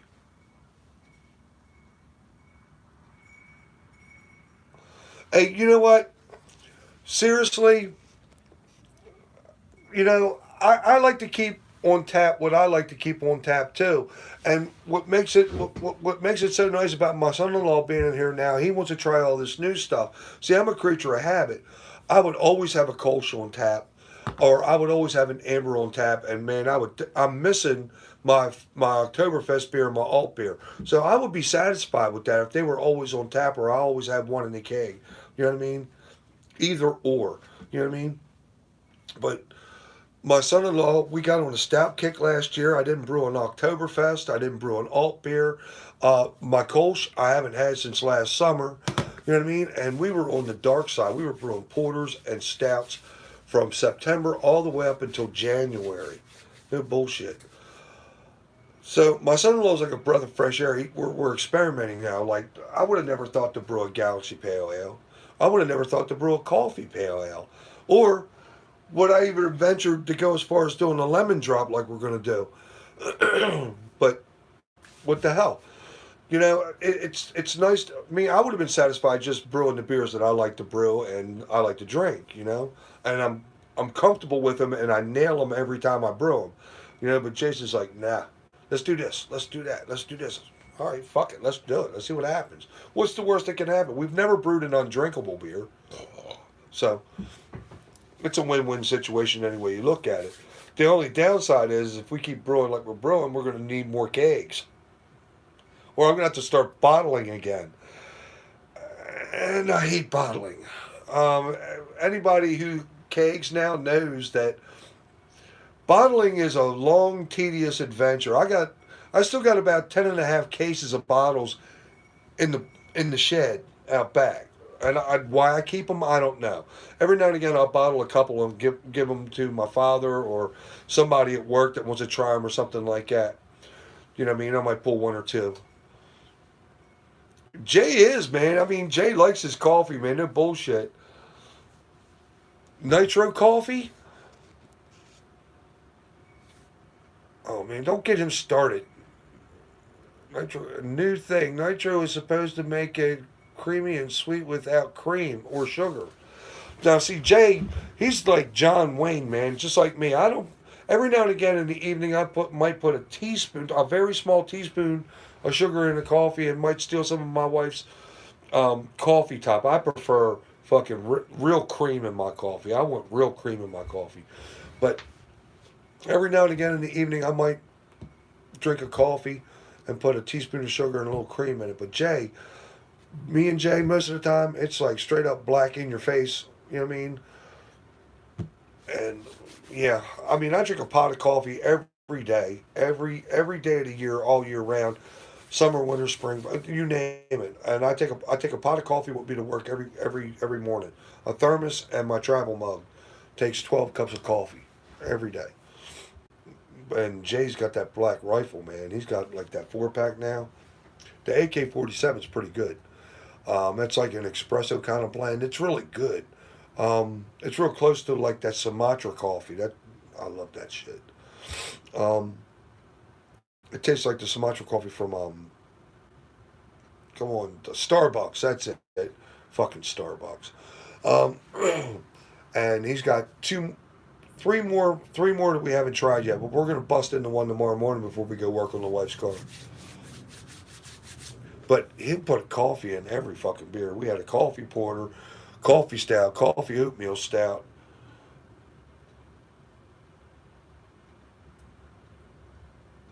I got. It's funny you say that. I have 7 beers in the house right now that are aging. You know, at room temperature, that are bottle conditioned beers. I pulled them right off the FE because we want to see what the stouts and the porters taste like come December and January, you know, a year later after we brewed them. We want to see what the difference is between aged and bottle conditioning as opposed to being in the keg and drinking them fresh. So that is coming up. We have a pepper porter, a porter. We have an oatmeal coffee stout. We have an oatmeal stout, and we have just a regular stout. And I pulled 2 from each batch, primed them, bottled them, and stuck them away. Matter of fact, I got a peppered porter in the refrigerator right now because the lid started to bulge on it. You know what I mean? The bottle cap started to bulge on it. I said, well, Time to cold crash that one. I'm gonna have a bottle bomb. So yeah, there's a pepper porter in here. If things get desperate, I might pull the pin on that. I don't know. Let that grenade explode.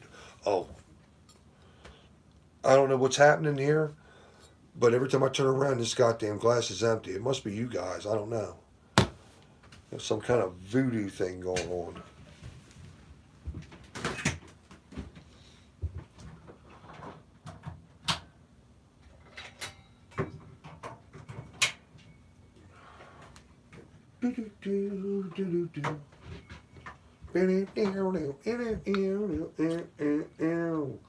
Little bit of beer pouring. There you go. Oh shit. That's a little foamy. Watch it, New Burger.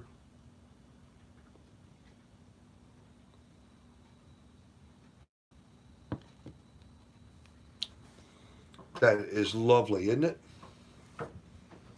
Do do do do do do do do.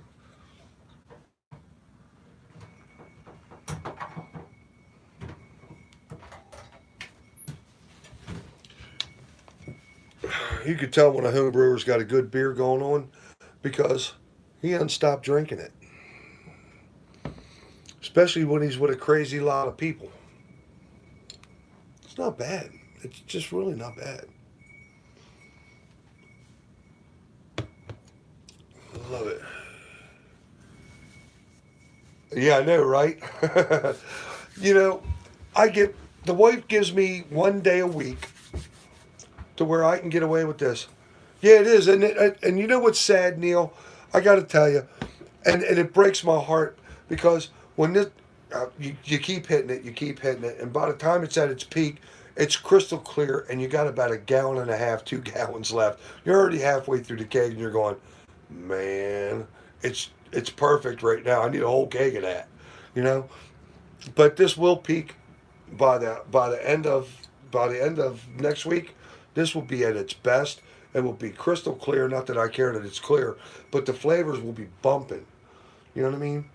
And it's got great head retention. Yeah, right? Now I know what you mean. I mean, it's like, man, this is good. And then when it gets at its best, it's like, man, it's almost gone. You know?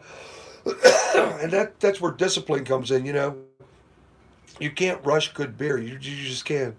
You just can't. But, you know, if it wasn't good when you started out, you know what I mean?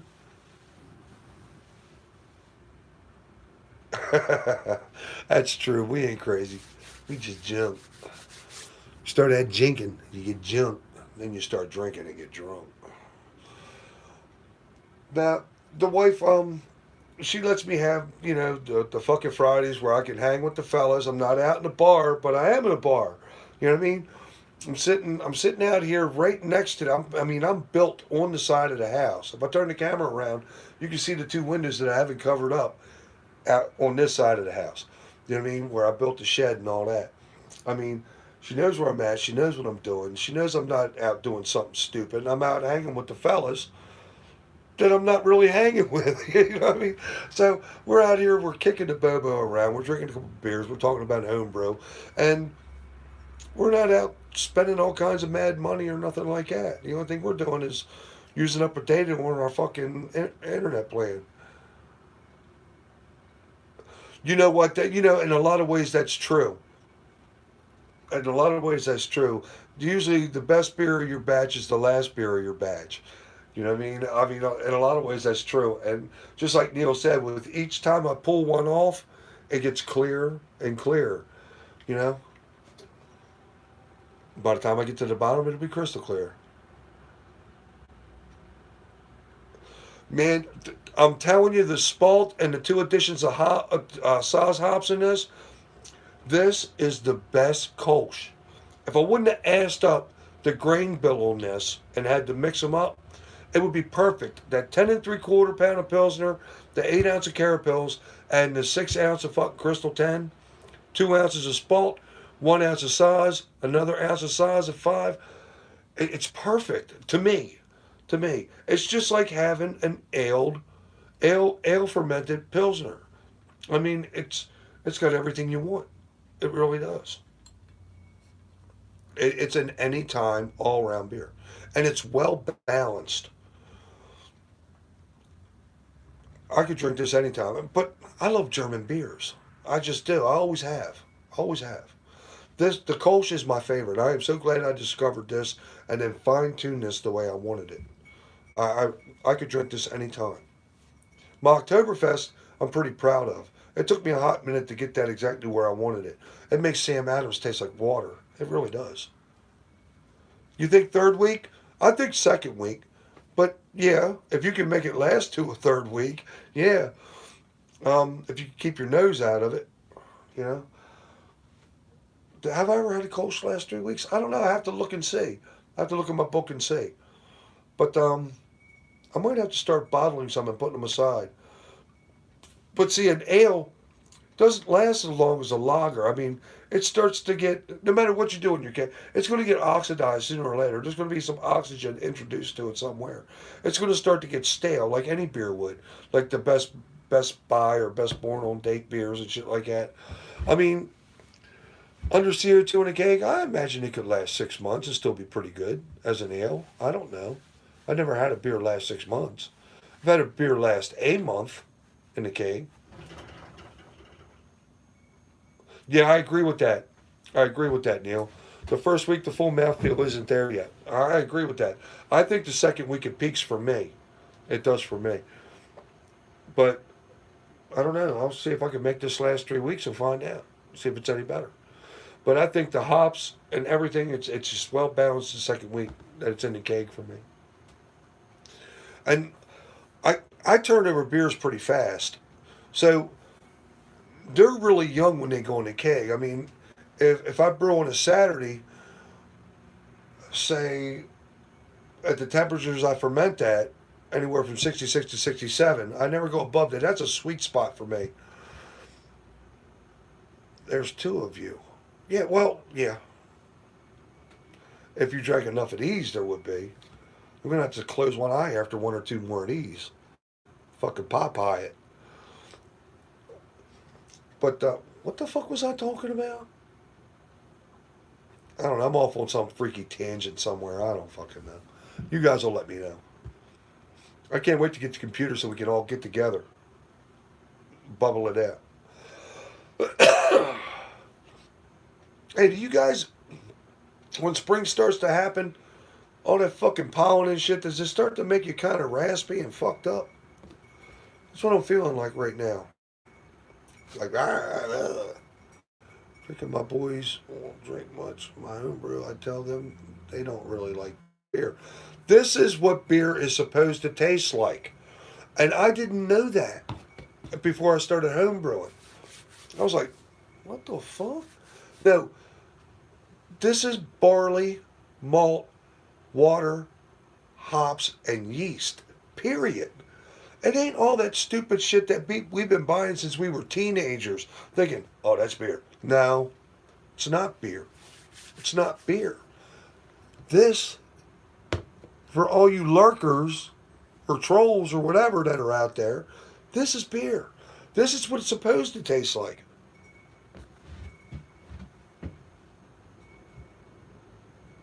Yeah, I know, right? I'm starting to get it up in the sinuses right now, Neil. I think it's because of the pollen that's starting to blow around, everything blooming.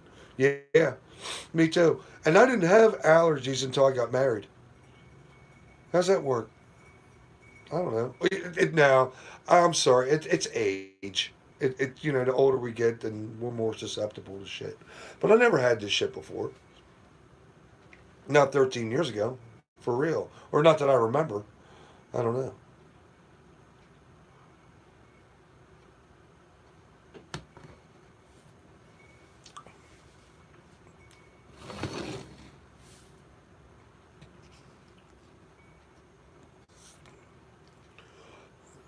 We keep doing, but brewing is like cooking. Yeah, I agree.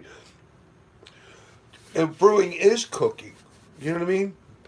It's just like, as opposed to cooking food, at most, 8 hours later, or maybe even an hour later, you taste your food and go, that ain't right. Or you can taste it while you're cooking it. Now, we can taste ours while we're cooking it, but we don't get the true sense of what it really is until after it's fermented in the keg and rested for as long as it needs to be rested. You know what I mean? And then we're like, yep, should have done that. Well, back to the drawing board. You know what I mean? After that keg's gone, we brew another one. It, ours is a ours is a patient kind of thing going on. If you don't have patience, you can't be a brewer. And all of us brewers, we lack a lot of patience because we really, really, really want to know what's going on with the beers. So we'll taste it, and we'll taste it, we'll taste it. By the time it gets to where it needs to be, it's gone. It's like, fuck. Or it's like, man, we should have done this, we should have done that. And then, what do you. Have you guys ever had to dump a beer out? I have never had to dump a beer out since I started brewing 3 years ago. They've always been drinkable beers, and except for the coconut pineapple, we have always drank them all, and they've always been not bad or really fucking good. You know what I mean? But never had a bad beer. Never had an infected beer neither. Yeah, it does. The yeast always has the final say.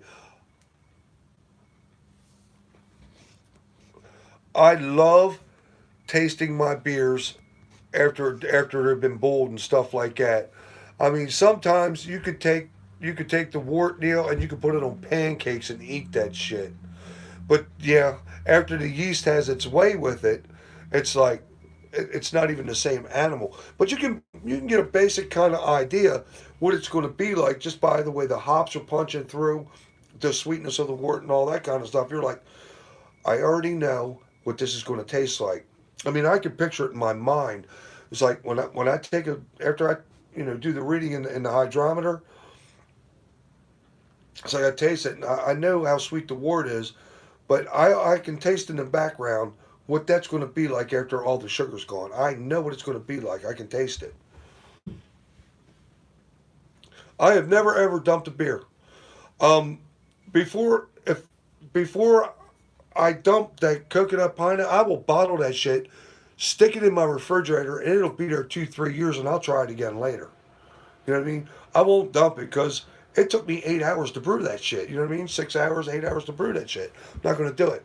And besides, it's not that bad. It's just not something that I would normally drink or something I would enjoy drinking. But it's not bad. I mean, it might mellow with age. It might not. So I'll bottle that shit before I dump it. I'll wait a year. I'll put it in bottles. Wait a year. I'll need that keg. You know what I mean? So rather than dump it, I'll bottle it. And if the girls go, do we still have any of that left? Yeah, baby. Pow. Here you go. Try that. Now, I did brew a watermelon wheat beer, and it turned out to be really fucking good. I thought it was too much watermelon in it, but the girls loved it.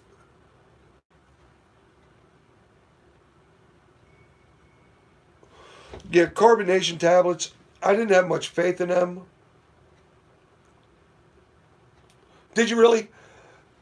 Was it an extract batch, Dan? Was it? I've really never brewed any of Craig Fairway's recipes. What I did do is, I mean, I learned a lot from him when I was doing extract beers, and I did a lot. I went from kit and kilo to Brewer's Best. I went to Brewer's Best kits. They were a lot better. They were a lot better than the Cooper's kits. They really were. I swear by Brewer's Best kits. They always had a nice flavor to them. It didn't have that twang. You know what I mean? Um, you know, I used to watch him a lot. His videos are kind of far and few in between now, but I used to watch a lot of his videos, and he was pretty entertaining.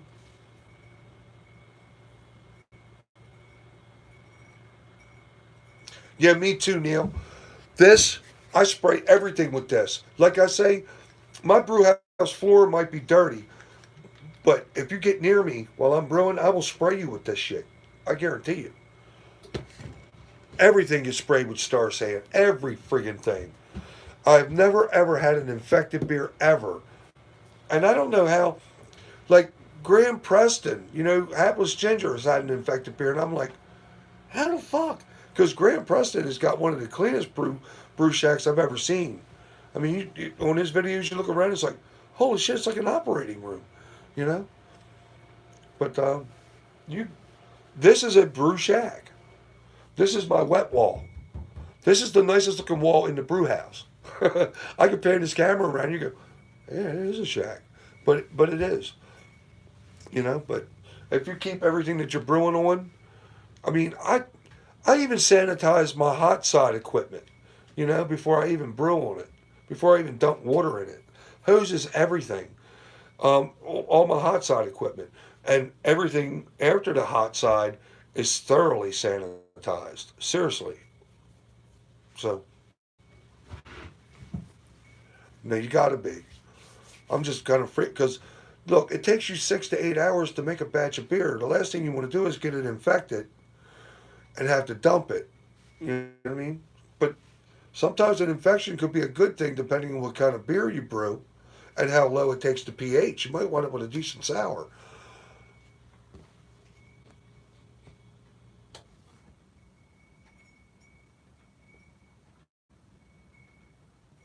Yes, it is. Yep. That right there, that's my dedicated circuit for the mashing bowl. Right here. Right now my little Hunter heaters plugged into that. Yep. It's keeping my brew house at a steady 66 degrees. Yep. Holy shit, it's 10 o'clock already, fellas. God damn. But I have like one, two, three, four, five. I got 5 things plugged into that dedicated circuit right now. Now, when I brew on the mashing bowl, 4 of them things get unplugged and plugged into another line from outside, so I can just dedicate that circuit to the mashing bowl. But next weekend, there will be a whole new dedicated 20 amp breaker and another work box on this wall over here just for the mashing bowl and the pump. And that can run everything it needs to run. No, I do not. If I told you I had a GFI over here, I'd be lying. But here's the thing. It's not over top of my kettle. It's not going to get wet. And this is sealed. That box is sealed. But no, I've never had a problem. And the last thing I want is for my breaker if the breaker kicks out in the house, I'll walk in the house and turn it back on. You know what I mean? But the last thing I want is my breaker. A GFI is more sensitive than the breaker in the house. The last thing I want is a GFI to kick out right in the middle of a bowl or right in the middle of a mash. I'll be like, oh, shit. So, no, I don't have GFIs hooked up. And you know what? I probably should. But all my shit's grounded. So, I mean, if I could see if you have it over top of your sink, you know what I mean? Where you're washing your dishes and stuff like that, and it's going to be wet. Yeah, but I actually have no running water in here or nothing like that. The only thing I got is steam accumulating. That's about it. So no, it's not a GFI, and I won't get a power surge in here. I don't think I will. At least I hope I won't. I don't know. I might. I don't know. I've been lucky for 3 years, I guess. I don't know.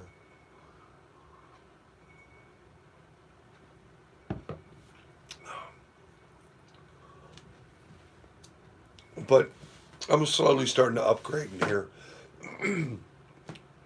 I got some more of this on the job. I'm going to do the other 2 walls. Um, I'm finally going to put a fan in here because the father-in-law's got a bathroom, you know, condensation fan in his garage. So I'm going to put one of them to blow out the easement of the brew house. And I won't have to open the door and let the steam out or fog everything up anymore. So that's another thing. But I got to do this a little bit at a time because I got a lot of stuff to do. See, I live in a house that's more than 100 years old. And I don't know if I told this story before, but my father-in-law's grandfather owned all the property here as far as the eye could see, and then some. He was the biggest landowner in Baltimore County and one of the richest landowners in Baltimore County, plus the sheriff once upon a time. And when he passed, he left this piece of property to my father-in-law. Well, this right here, this property right here, used to be a barn for his mules. Okay, and then it slowly got converted into a one-bedroom cottage, and then it was added on to and became a garage. And this is all 100 some years ago. Hey, good night. Good night. I'm glad you showed up, Blues and Brews. Cheers, brother. Then they added a garage onto this, and this is all 100 some years ago. And me and the wife more or less turned it into a two-bedroom cottage with a dining room, a living room, a kitchen, no basement, and an attic. That's what we got. And I've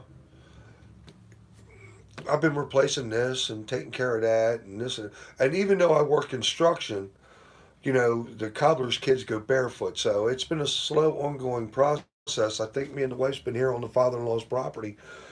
I want to say eight, eight of the 13 years we've been married, and slowly but surely getting around to it. And they let me build this in the process of taking care of the house, so I got to pay more attention to the main house other than the brew house. So, but slowly but surely getting there. You know, they let me have a little. I got to give them a little. Besides that, I got three houses on the property and four garages to worry about before I start worrying about the brew house. I'm the resident carpenter. What are you going to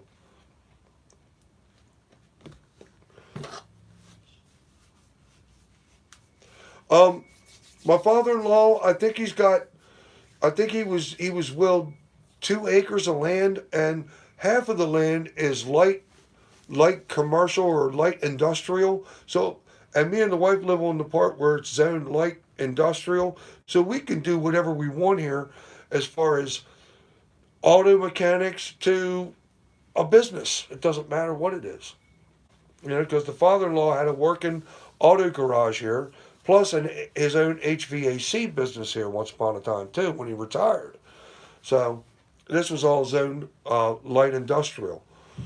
And then my son-in-law lives residential, and my father-in-law's house is residential. So it's kind of cool. There's three houses on the property, and the grandmother and the aunt live, like, I could open up the door and yell at them right now. Their house is right there. So there's four houses here with family. The whole compound is nothing but family. It's kind of cool. We got our own sovereign nation here. It's it, it's nice to have trust. You know what I mean? You know who's walking around on your property, and well, we're all armed. So,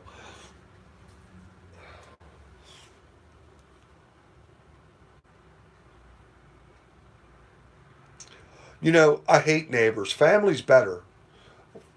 Sometimes. I mean, you got to watch it, because if your door's unlocked, family just walks in. They might get you in a compromising situation. But no, I hate neighbors. I don't want anybody I don't know, because I don't trust a lot of people. The older I get, the worse I get. You know, it's like, if I don't know you, it's going to take a long time for us to work up that kind of trust. You know what I mean? So I'd rather be surrounded by family. You know, the people that love me, I love them, and I know I can trust them and count on them. You know. Besides that, if you got somebody attached right to your house who's your neighbor, you know, you might not be able to pick and choose your family or pick and choose your neighbors, but at least the family, you gotta love them. You know what I mean? Your neighbors, it's like, I'm fucking stuck with that? What the fuck? Besides that, they might have bugs. Fucking right. You know what? I can do that too. But I gotta make sure that the old lady's grandmother's lights out. Not that she could probably see this far. She's like 92 years old. But I could walk right out here, but I mean, in my skivvies, butterball ass naked. I could sit on my porch in the morning with a cup of coffee and go, I just hope my father-in-law don't walk down here and go, what the fuck are you doing? I'm having a coffee, Mr. Duke. You want to sit down and have one? No. I can do that shit. Um, there's a funny story here. I actually made a mistake about drinking Jaeger with my daughter, right? And get all messed up, right? I go in the house and I don't remember none of this, and I go to sleep, right? The old lady says I wake up out of bed. I'm in my underwear, right? I get up. She's sitting in the living room. I walk out the front door. She watches me. I go out the front door. I walk around the father-in-law's house, come down the dirt road, come down the driveway, come back in the back door. You know what I mean? She goes, "What the fuck are you doing?" I said something like, I forget what I said. I think I said I'm going to bed. She says, "Well, go to fucking bed then," right? I don't remember none of that. Now, the old lady's grandmother says she saw me the next day. She says, "Why was Craig walking around in his underwear?" No, she says, "Why was Greg walking around in his underwear?" I don't remember none of that. Jägermeister, don't drink that shit. Get in trouble. But yeah, I could sit out, and I have, 5 o'clock in the morning, sit out underneath my porch in my drawers, drinking a coffee, smoking a cigarette. You know what's even better, Neil? I got a boat, or I had a boat. I had to give it back to my father. I couldn't afford it. I had a I had a 26 and a half foot 1974 Trojan, right? Cabin cruiser. All original. Me and the wife redid the whole thing. We used to dump gas, food, and drink in that son of a bitch. Leave on Friday evening and not come back until Sunday evening. You know what's even better?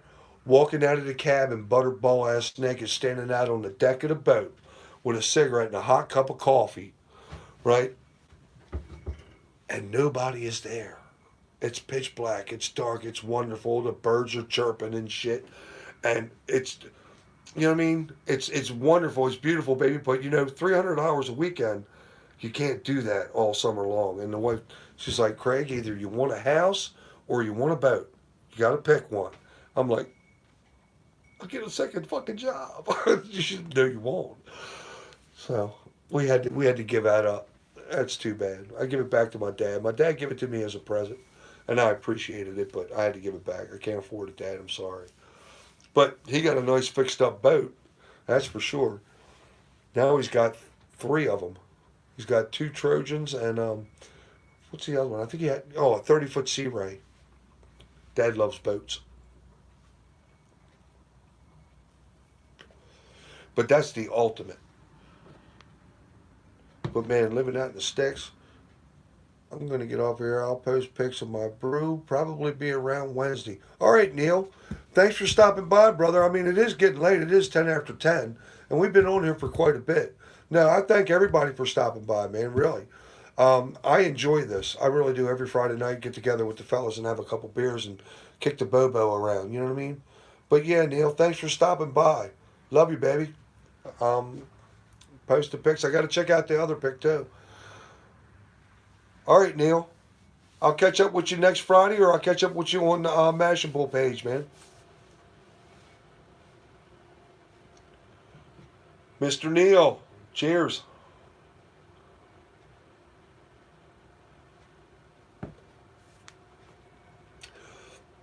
Yeah, it's getting rather late. I got to get up early. I'm gonna finish this beverage, people. I thank you all for stopping by tonight. Hi, Kat. How are you doing? That's my daughter's friend right there. That's Kat. Everybody say hi to Kat. Crazy Katie.